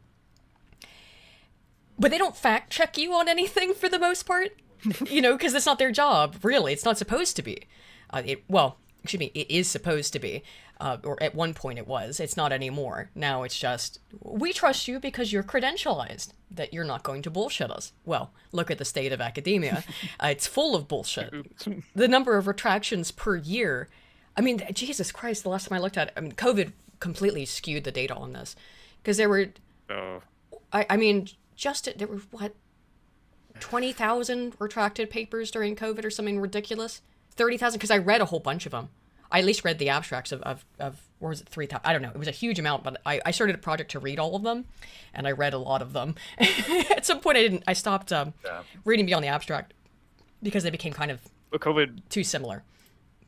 But COVID was when I really properly woke up because I was looking into the scientific literature and I was like, all of what I'm being told by the media seems to be going against what I'm reading in all of the scientific papers. And the one that really, really struck us completely and utterly was the face masks. Completely and utterly infuriated us. I tried to explain it to some of my family and they just didn't get it. And they knew it at the time. You don't. Yeah, that was the thing that got me. They clearly knew that they were bullshitting. Because there was 30 years of literature on it. There was no two ways around it. Yeah, there were 30 years of literature on the efficacy of those cloth face masks that existed before COVID, and it was just like, well, throw that away. Just don't disregard that. Wear the face mask, and it's like, no, you can. I didn't even need the thing was, I didn't need a paper to tell me, looking at the cloth face mask, that the fluid dynamics were going to be, the air's going to go in the sides because it's not sealed to your face. End of discussion. It's not blocking anything. Yeah, and the size of the cloth is just, I don't know. I'm smoking a vape because I've quit smoking cigarettes a while ago, but I still vape. I don't know. If I took a puff of this and then blew it through a cloth mask, it's like the smoke's going to come out the other side. It's going to go through, yeah. You think that maybe like microscopic particles, little tiny viruses couldn't get through that? But smoke can. I mean, exactly. just things that were so prima facie that you could... it's kind of like the IQ, the normal curve meme, where like the absolute retard gets it and the genius gets it, but the midwit's just stuck of, listen to the experts. Okay. All right. Don't believe your lying eyes. No, that it'll protect you. But yeah, COVID was a major waking up point for people, I think, regarding science. And that's not just displayed itself in terms of a vibe. Actually, look at the polling. People's trust in science as a concept has dropped during and after COVID, and it has not recovered. It went up a little bit in the last couple of years, but it has remained significantly diminished compared to where it was before COVID. And with good reason. I wish it had fallen further, to be honest, because people need to really figure out that the state of the academy is abysmal. But yeah. Yeah, it's bad. Yeah. Being extremely vulnerable to distractions. All right, that's all very, very interesting, and this data is quite fascinating to dig into if you've got the time. But what does the literacy level of the average American adult have to do with one's ability to write good prose? I mean, obviously there's a connection, but how specifically does all of this start to fit together? Surely, you might ask, these level 2 and slightly higher adults are not the ones out here winning Pulitzer Prizes. I mean, surely. To answer, I want to first talk about this study from just last year, 2024. They Don't Read Very Well, a study of the reading comprehension skills of English majors at 2 Midwestern universities. This highly talked about study wasn't just assessing the literacy of the average American, but of the average English literature major at 2 widely respected state universities. I won't get into all the details of this, but just so you understand what we're talking about, the study participants were instructed to read the first 7 paragraphs of Bleak House by Charles Dickens, a dense, beautiful section of descriptive prose, and then translate what they read into modern language, thereby demonstrating their understanding of the text. What they found was that 58% of the study's participants were at about level 1 literacy or slightly higher, which the study categorizes as problematic. They also summarized the major traits that made these readers problematic. They understood so little of the introduction to Bleak House that they would not be able to read the novel on their own. However, these same subjects also believed they would have no problem reading the rest of the 900-page novel. And that's the same thing, too, is the complete lack of understanding that you don't understand.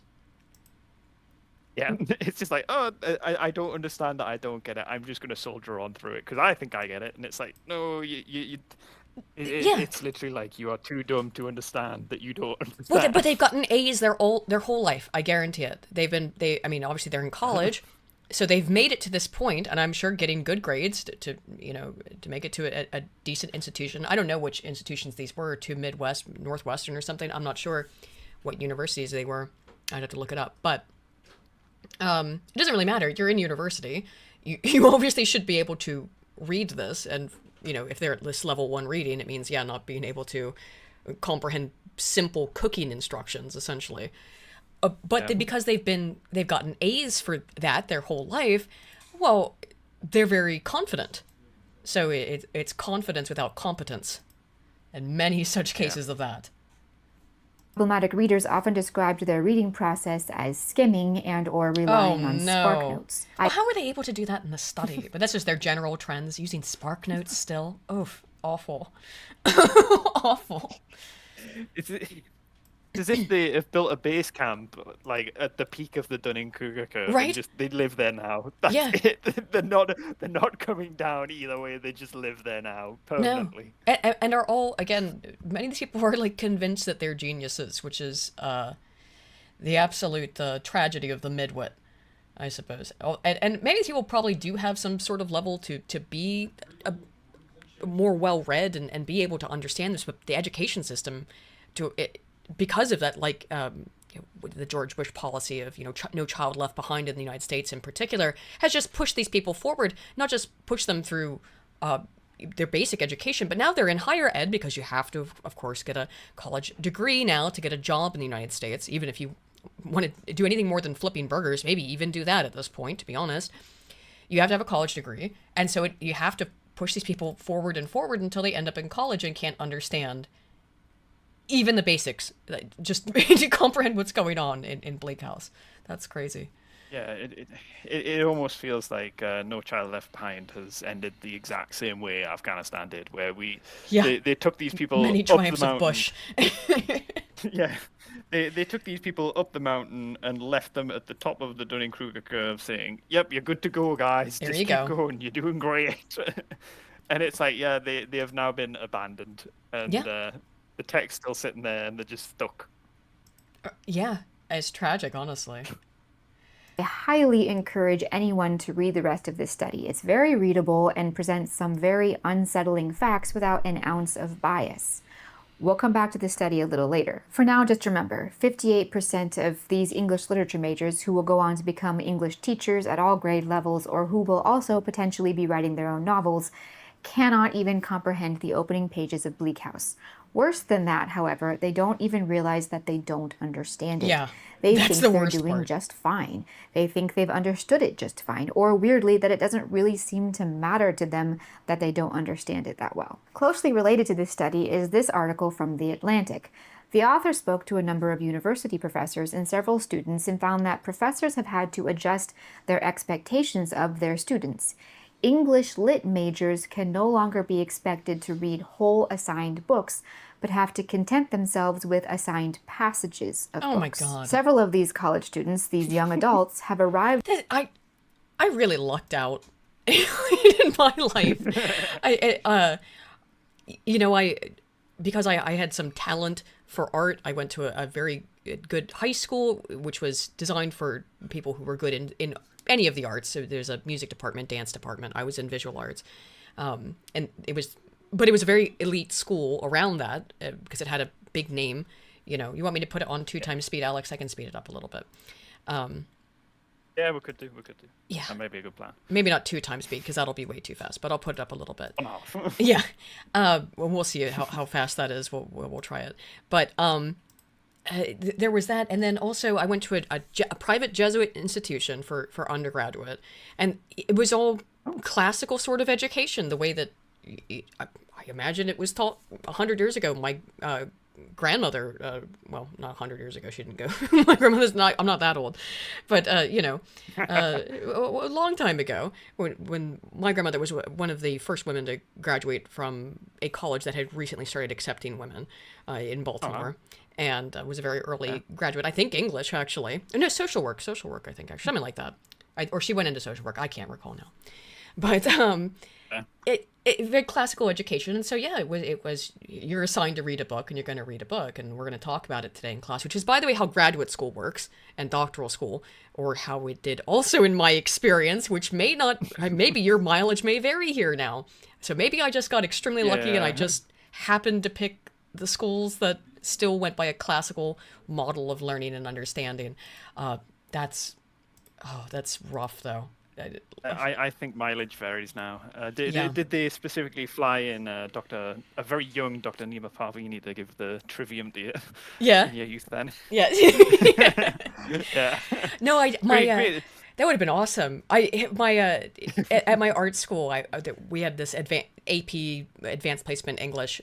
So you basically you get college credit for taking the class even in high school. And the teacher who he was in the theater department, and he was a huge Shakespeare buff scholar, whatever. So and he would just cite off Shakespeare off the drop of a hat, which was great. But I don't know how much you get that anymore. Probably not very often, I would imagine. I don't think it happens as much. No, I don't think it's so. all been. It's all going, unfortunately. Yeah, I really feel for Zoomers. Jesus, I don't know what you're supposed to do. I feel for Zoomers. I really feel for Zoomers, and I work with Zoomers, and it drives me mad. But Same. such is life. I know. To be fair, it was weird going into the world of work from university, because I got basically picked up by some very, very, very skilled people who had been in the industry their entire lives and were literally basically looking to pass on their skills effectively. Yeah, yeah. And I got that, and that was exactly what I needed at that point. And now I kind of look around at what's going on in It's my world of work. I terrible. just see, Yeah. yeah, I just see the Zoomers coming in, and literally there's no one there to pick them up because everyone's one siloed off in their own bubble still to some degree. Or they don't And know. two, They don't have any skills to pass on. yeah, they don't know, and they don't have skills to pass on. Two, they see that there's a problem with the Zoomers, but they don't have the time to actually try and help to pick them up because there's just so many spinning plates that Yeah. are getting dropped as you're getting all of the boomers retiring. Well, if you're a It's man, just- and I mean, like, there's so much push to hire women. You have no reason to mentor a woman in particular, and women don't mentor other women because that's competition, sexual competition. They don't do that. Yeah. So women won't mentor women, who are the majority of hires in so many of these companies for these sort of office type jobs or non-labor jobs, manual labor jobs. And your men won't want to mentor them because they'd be afraid to catch a case. So yeah, it's I don't know. I guess it's maybe safe to mentor young men, but then you're discouraged, I guess, from doing that because you're showing favoritism towards men, and that's sexist and that's wrong. There's just no winning in it, right? You'd be worried about it's getting even in deeper. trouble. Yeah, Title IX stuff. It's even deeper than that. It is even deeper than that because the industry I'm in. Obviously, you'll be probably a bit aware, at least, that engineering there isn't any women. There is No. like I know of Some architects. I know of a Couple environmental. around about it's Maybe. literally a case of like the women in my company are in HR. Yeah. There is 2 or 3 that are engineers, and they are bloody brilliant because you have to be an engineer. You Yeah. have to want that. Yeah. And if you're going to be a woman that's going to go into that field, one, you're going to get basically, you have to just deal with the fact that everyone you're ever going to work with is going to be a man. It's Yeah. just, it is what it is. Yeah. So you have already came to terms with that, and you are focused on the work, which is fair, and it's what's needed. Yeah. But like I say, it's just a case of, it's just the skills just aren't getting passed on because there's no no time to do incentive, it. and there's no incentive. In fact, it is active incentives Yeah. against it. If you if you basically engage in mentorship, you're asking to get in trouble with HR. Yeah. Which is, I mean, should be anything but really I think HR should be just abolished as a field because Wholesale gone. gone, yeah, eliminated. Yeah. However, if it is what it is doing actively is the antithesis of what it's intended to do. It makes people far more atomized. It disincentivizes people from being able to take on others, younger people, as mentees and to train them because you have to be worried about, I mean, possibly them getting upset and suing you or making a complaint to HR about it or something. And you have no idea why. And Yeah. terrible. HR makes it so that everyone walks on eggshells at Yes, all times. at all times. Yeah. Yep. On campus unaware that reading whole books would be required of them. Several told their teachers that they didn't know how to read a whole book. Let that sink my in for a God. moment. I want you to remember that one, okay? In order to read a book, logic tells you that you read one word after another until there are no more words. Bam, you read a book. But these students seem to think that reading a whole book is some special knowledge that they never received, a specific procedure that no one taught them. Esoteric. Remember that as we continue on here. So we've probably pretty well established that literacy, as you and I and the PIAAC understand it, is so far in the toilet that it might not be salvageable in a single generation. Now, what about this elusive thing that came in to replace it, this critical literacy? This teaching manual for whole language from 1996 reads like one of those bizarre, esoteric, yet highly specific occult self-help manuals. It talks about the social aspect of language and other similarly Orwellian hot words instead of actually learning how to figure out what the words on the page say. One of the beginning strategies for teaching literacy with whole language, according to this manual, is the use of generative themes. You remember that one? Which all boils down. Oh, I'm so tired of this stuff. It really is. Speaking of HR, this is inventing jobs for people. Yes. Just all of this is completely made up, invented bullshit that means nothing, does nothing other than create fake jobs. To the most important thing about busy. Yes, busy work.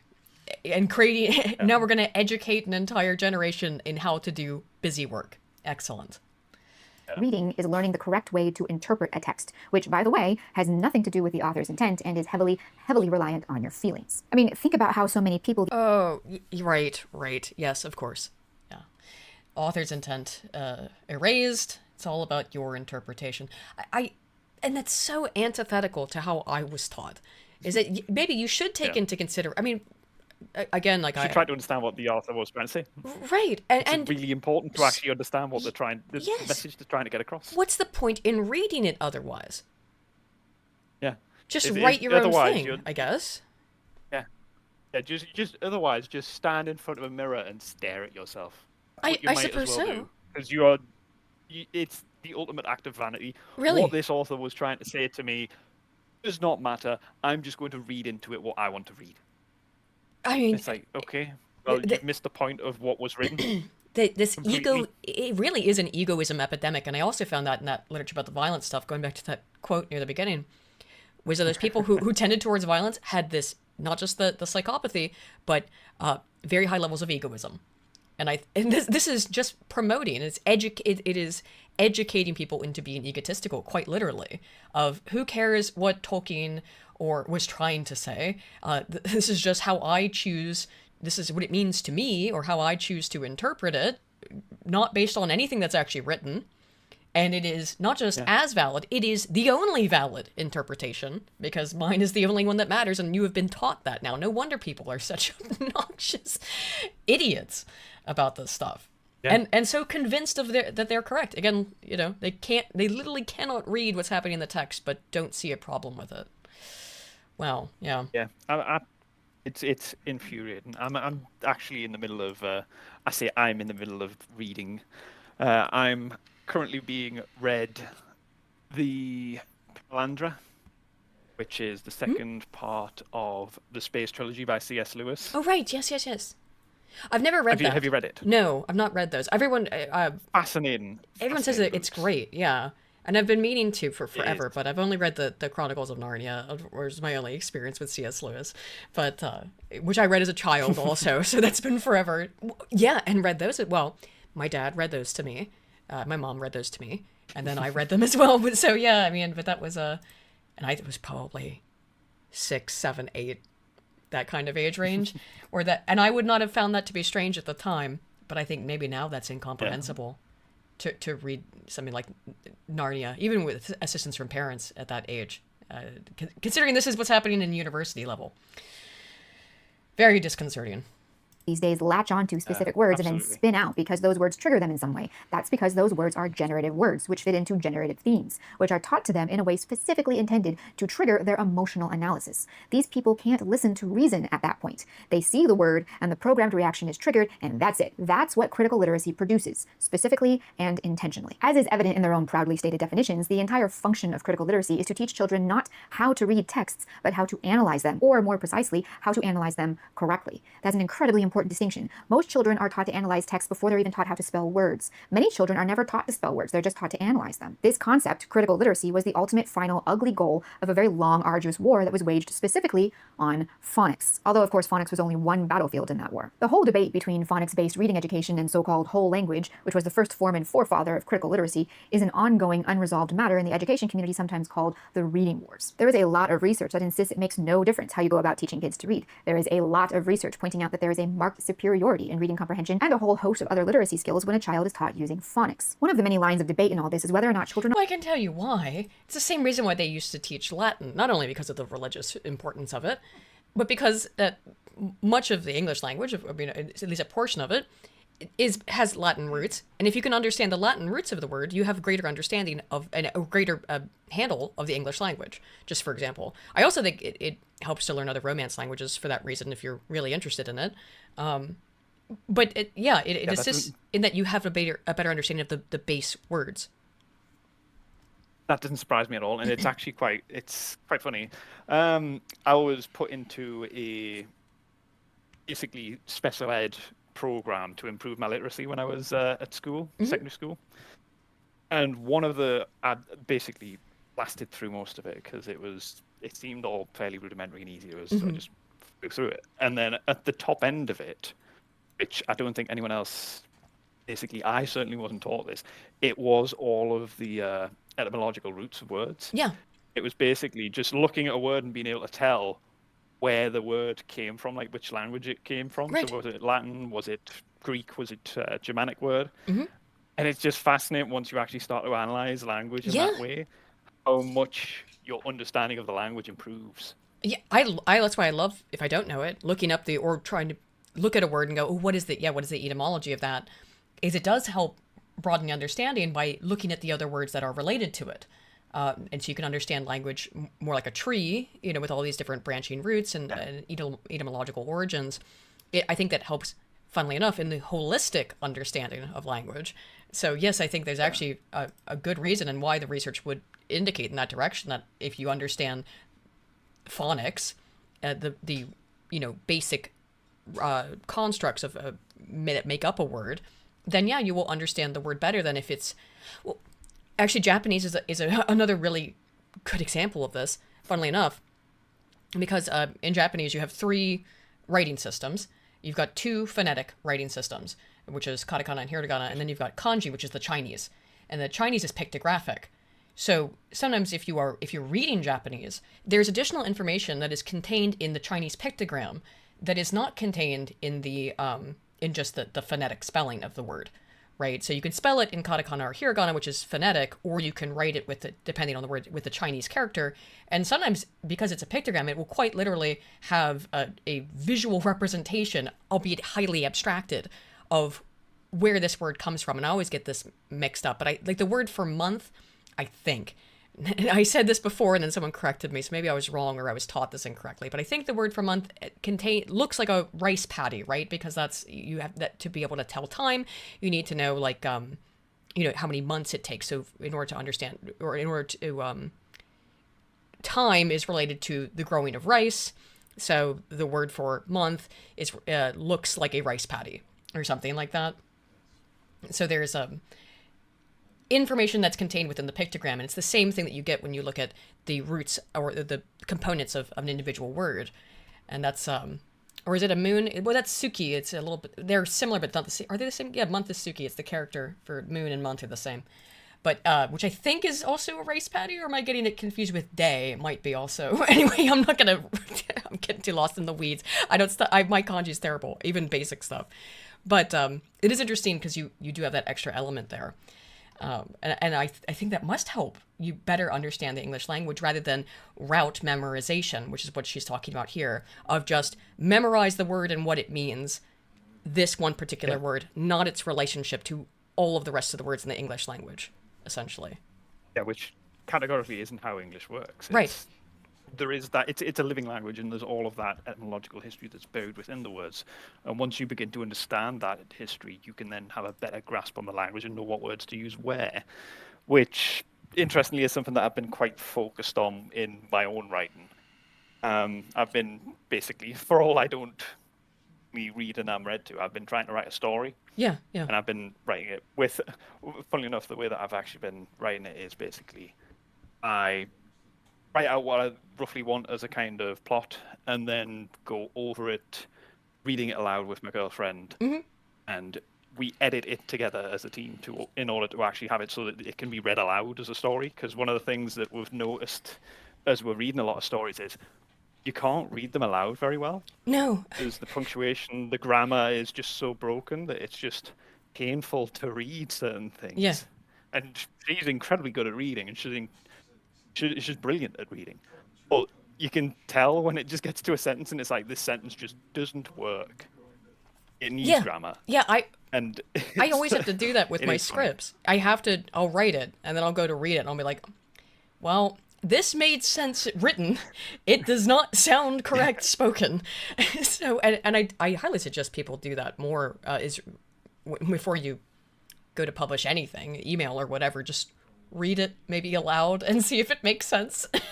Can help a lot, I think. Yeah. Because it might make grammatical sense, it might be correct grammatically, but it doesn't make it fluent, essentially. are born with a kind Yeah. of latent ability to read, and it really needs to be activated. There's a ton of argument on both sides. In my opinion, this entire ridiculous, meaningless debate muddies the issue for the larger question. That is, what is the best way to teach good reading ability and habits to the average child? I say average because, of course, there will be outliers, and there will be children who have difficulties, and different methods or even completely unique methods will have to be employed for them. But the bottom line is that according to the data, on average, phonics is best. Always has been, always will be. When I was a kid, everyone, even the teachers, knew phonics was better, but they had to do as they were told. I mean, I'm sure you already know, but schools don't get the government hand. Oh, yeah, as Sex Freakman points out in the chat, yes, the word for loud in Japanese is the character for woman 3 times. Yeah. Yes. So see, you can just look at it. You can look at it. You see, oh, this is a character. It's got 3 women. It means noisy. Yes. Out if they don't use the government-approved curriculum, and that includes a lot of private schools. I mention government-approved curriculum because the state-mandated education system we have now is a recent invention, and again, not really the focus of this video. It's worth noting, however, that in the early days, it was billionaire industrialists who bankrolled the entire concept of a federal education board. Previously, the idea that the state should have any control over the education of children was unimaginable. As I said before, this isn't the focus of this video, but it is an interesting aspect, especially given the fact that there is a startling amount of scholarship out there to support the claims made by some that the removal of phonics in public state-run schools actually intended to decrease or at least limit literacy, or, as we're perhaps seeing today, transform literacy into this other thing, this critical literacy. It's open knowledge that John Dewey, the guy who built the modern American education system, believed that education should be focused not on education, but on deliberate, calculated social formation. According to this book, which is stuffed with primary sources, the move away from phonics was intended to cut down on a person's ability to think critically, and instead conform to, groupthink. Or as we saw in the previous definition of critical literacy, becoming conscious of one's experience as historically constructed within specific power relations and moving the reader's focus away from the self. Here's the thing, and this isn't some tin hat conspiracy theory, this is a known fact that you can read about from the pens of the instigators themselves. The modern education system was not designed to teach children. When you pack up your kid with his little book bag and his lunchbox and you drop him off at school, he's not going to actually learn anything, except as a side dish to the primary function of education. Sure, he might be able to multiply, and if he's really bright, he might even be able to do long division and maybe even memorize all the state capitals, and they'll probably make damn sure he knows how to put a condom on a banana, but learning to read? This is a tad off topic, but I want to make this clear. When the education system in America was established and formed, it was done in an effort to socially condition children. The establishers and formers said so themselves on numerous occasions. To them, this was important. Children needed to be taught what to think. They needed to have their opinions formed very carefully. This is explicitly stated in many sources. But when they were doing this establishing and forming, one of the first things they did was throw out memorizing the alphabet and learning phonics. Why they chose to do this is something I'll leave to your own deductive reasoning. A few of the sources I have available also draw their own fairly obvious conclusions. Do your own reading. The answer is there. The absolute disease that is the American public education system was, like it or not, specifically engineered to produce adults who were just literate enough to work at factories, about the 1 or 2 level according to the PIAAC. So looking at it that way, maybe the American education system as designed and developed by John Dewey and co. isn't actually in decline. It's functioning. No, it's, functioning as intended. The point of the machine is what it does, or the system. Certainly seems to be. If the point is to make the perfect factory worker, then there you go. You don't need to be able to... Now, of course, the irony then is that in order to be a factory worker now, you have to have a college degree. So it means that this same sort of process extends to higher education as well, which is completely pointless. I mean, it utter and complete waste of money and time. Horrifying, I just feel like there's a lot of resources being burned. Yes, it is. Just for the sake of it. Right. Because it doesn't... I mean, again, from that study of the English literature majors, university level, who can't understand it either, they're still being trained for factory work, essentially, right? They don't have to understand the building blocks, and that's interesting too about not needing to memorize the alphabet, not needing to know phonics, because that wouldn't be useful, I suppose, if the point of literacy was just to get to a point where you could understand how to do instructions to work at a factory. But astonishing that has been applied to higher education, where that's not the point anymore. No, now you're supposed to not just do the basics, but then be able to teach it. That's it's deeply disturbing, but makes sense how it's ended up there. Then there's the through line. exactly as intended. Yeah. That is to say, to bring this back around to the context of our primary topic, the entire American education system has been deliberately built in such a way that good, beautiful, imaginative, personal writing is not only not a goal, it is actively discouraged. Removing phonics was just the first phase of this active discouragement, shifting children's focus away from figuring out or decoding words on their own and towards this hyperfixation on teacher-guided, that is state-guided, analysis prevents them from learning how to build their own personal critical thinking mental muscles. Those college students who don't know how to read a book are the direct result of this kind of education emphasis. Practically speaking, on the topic of the superiority of phonics, there is an overwhelming amount of scholarship. Besides just simple analyses of the ways in which humans learn the English language or any phonetic language, there are also a lot of studies, including some enormous meta-analysis studies which collected and analyzed the data from hundreds and even thousands of literacy studies and found that, yes, actually, phonics is significantly superior in teaching the simple, bare ability to read words on a page and understand what they mean. But I guess that's not nearly as important as teaching little first-grade Johnny that actually no, everything written prior to current year is deeply problematic, and here's why. The takeaway here is that phonics has long been the only correct way to teach. I mean, it's just, again, it's creating fake jobs for these people. I guess because there's no factories anymore. There's no need to create factory workers even. But it's still stuck in that paradigm. So it's just, well, what is the factory now? Is the factory not the education system in and of itself? Yeah, it is beginning to feel like that, and it's just, it feels like the system is reaching breaking point. I think so. It's just kind of, the wheels are up in the air at the minute, and they're just spinning free. I mean, they're not really sure what to do with it. Yeah, and in engineering, you must see this quite frequently. I know Scrumps mentioned it to me as well, is that people don't know, they have no idea how things work anymore, how to maintain stuff, how to maintain anything. Yeah. No, yeah, I've absolutely seen that. It's a strange feeling as well when you kind of begin to notice it, because it's one thing to get told like, oh yeah, things are declining. It's another thing entirely to actually stand in the middle of the decline and be like, oh yeah, no, this isn't good. Yeah. This is really not good. Yeah. Yeah. Code factories and accreditation mills, yeah. Yeah. All right to call it soon. Just, I'm just thinking about my tea. That's all. Well, all right to call this here soon. Just and I need to have my tea still. Oh yeah, sure. Yeah, and I don't want to play her whole video either, which is a good idea. So this video has been excellent so far, and we have been going for over 2 hours. But I hope you guys are interested in it. Let me also get you the link here, so let me make sure this is the right link. Yep. Okay. It's already in the description, but I'm gonna post it here as well. And go and check out the rest of her video. I am actually going to finish watching it here in a little bit as well, guys. But I don't want to steal all of her content. And go subscribe to Second Story. And I've enjoyed all of her videos that I've watched recently of her content. I think it's really cool stuff. And thank you so much for joining me again, man. And we got to talk about this one at least a little bit. And yeah, thanks for hanging out. Yeah, cheers. It's been fun. Maybe another time. Yeah, for sure. All right, man. Thanks everybody for dropping by. Hello.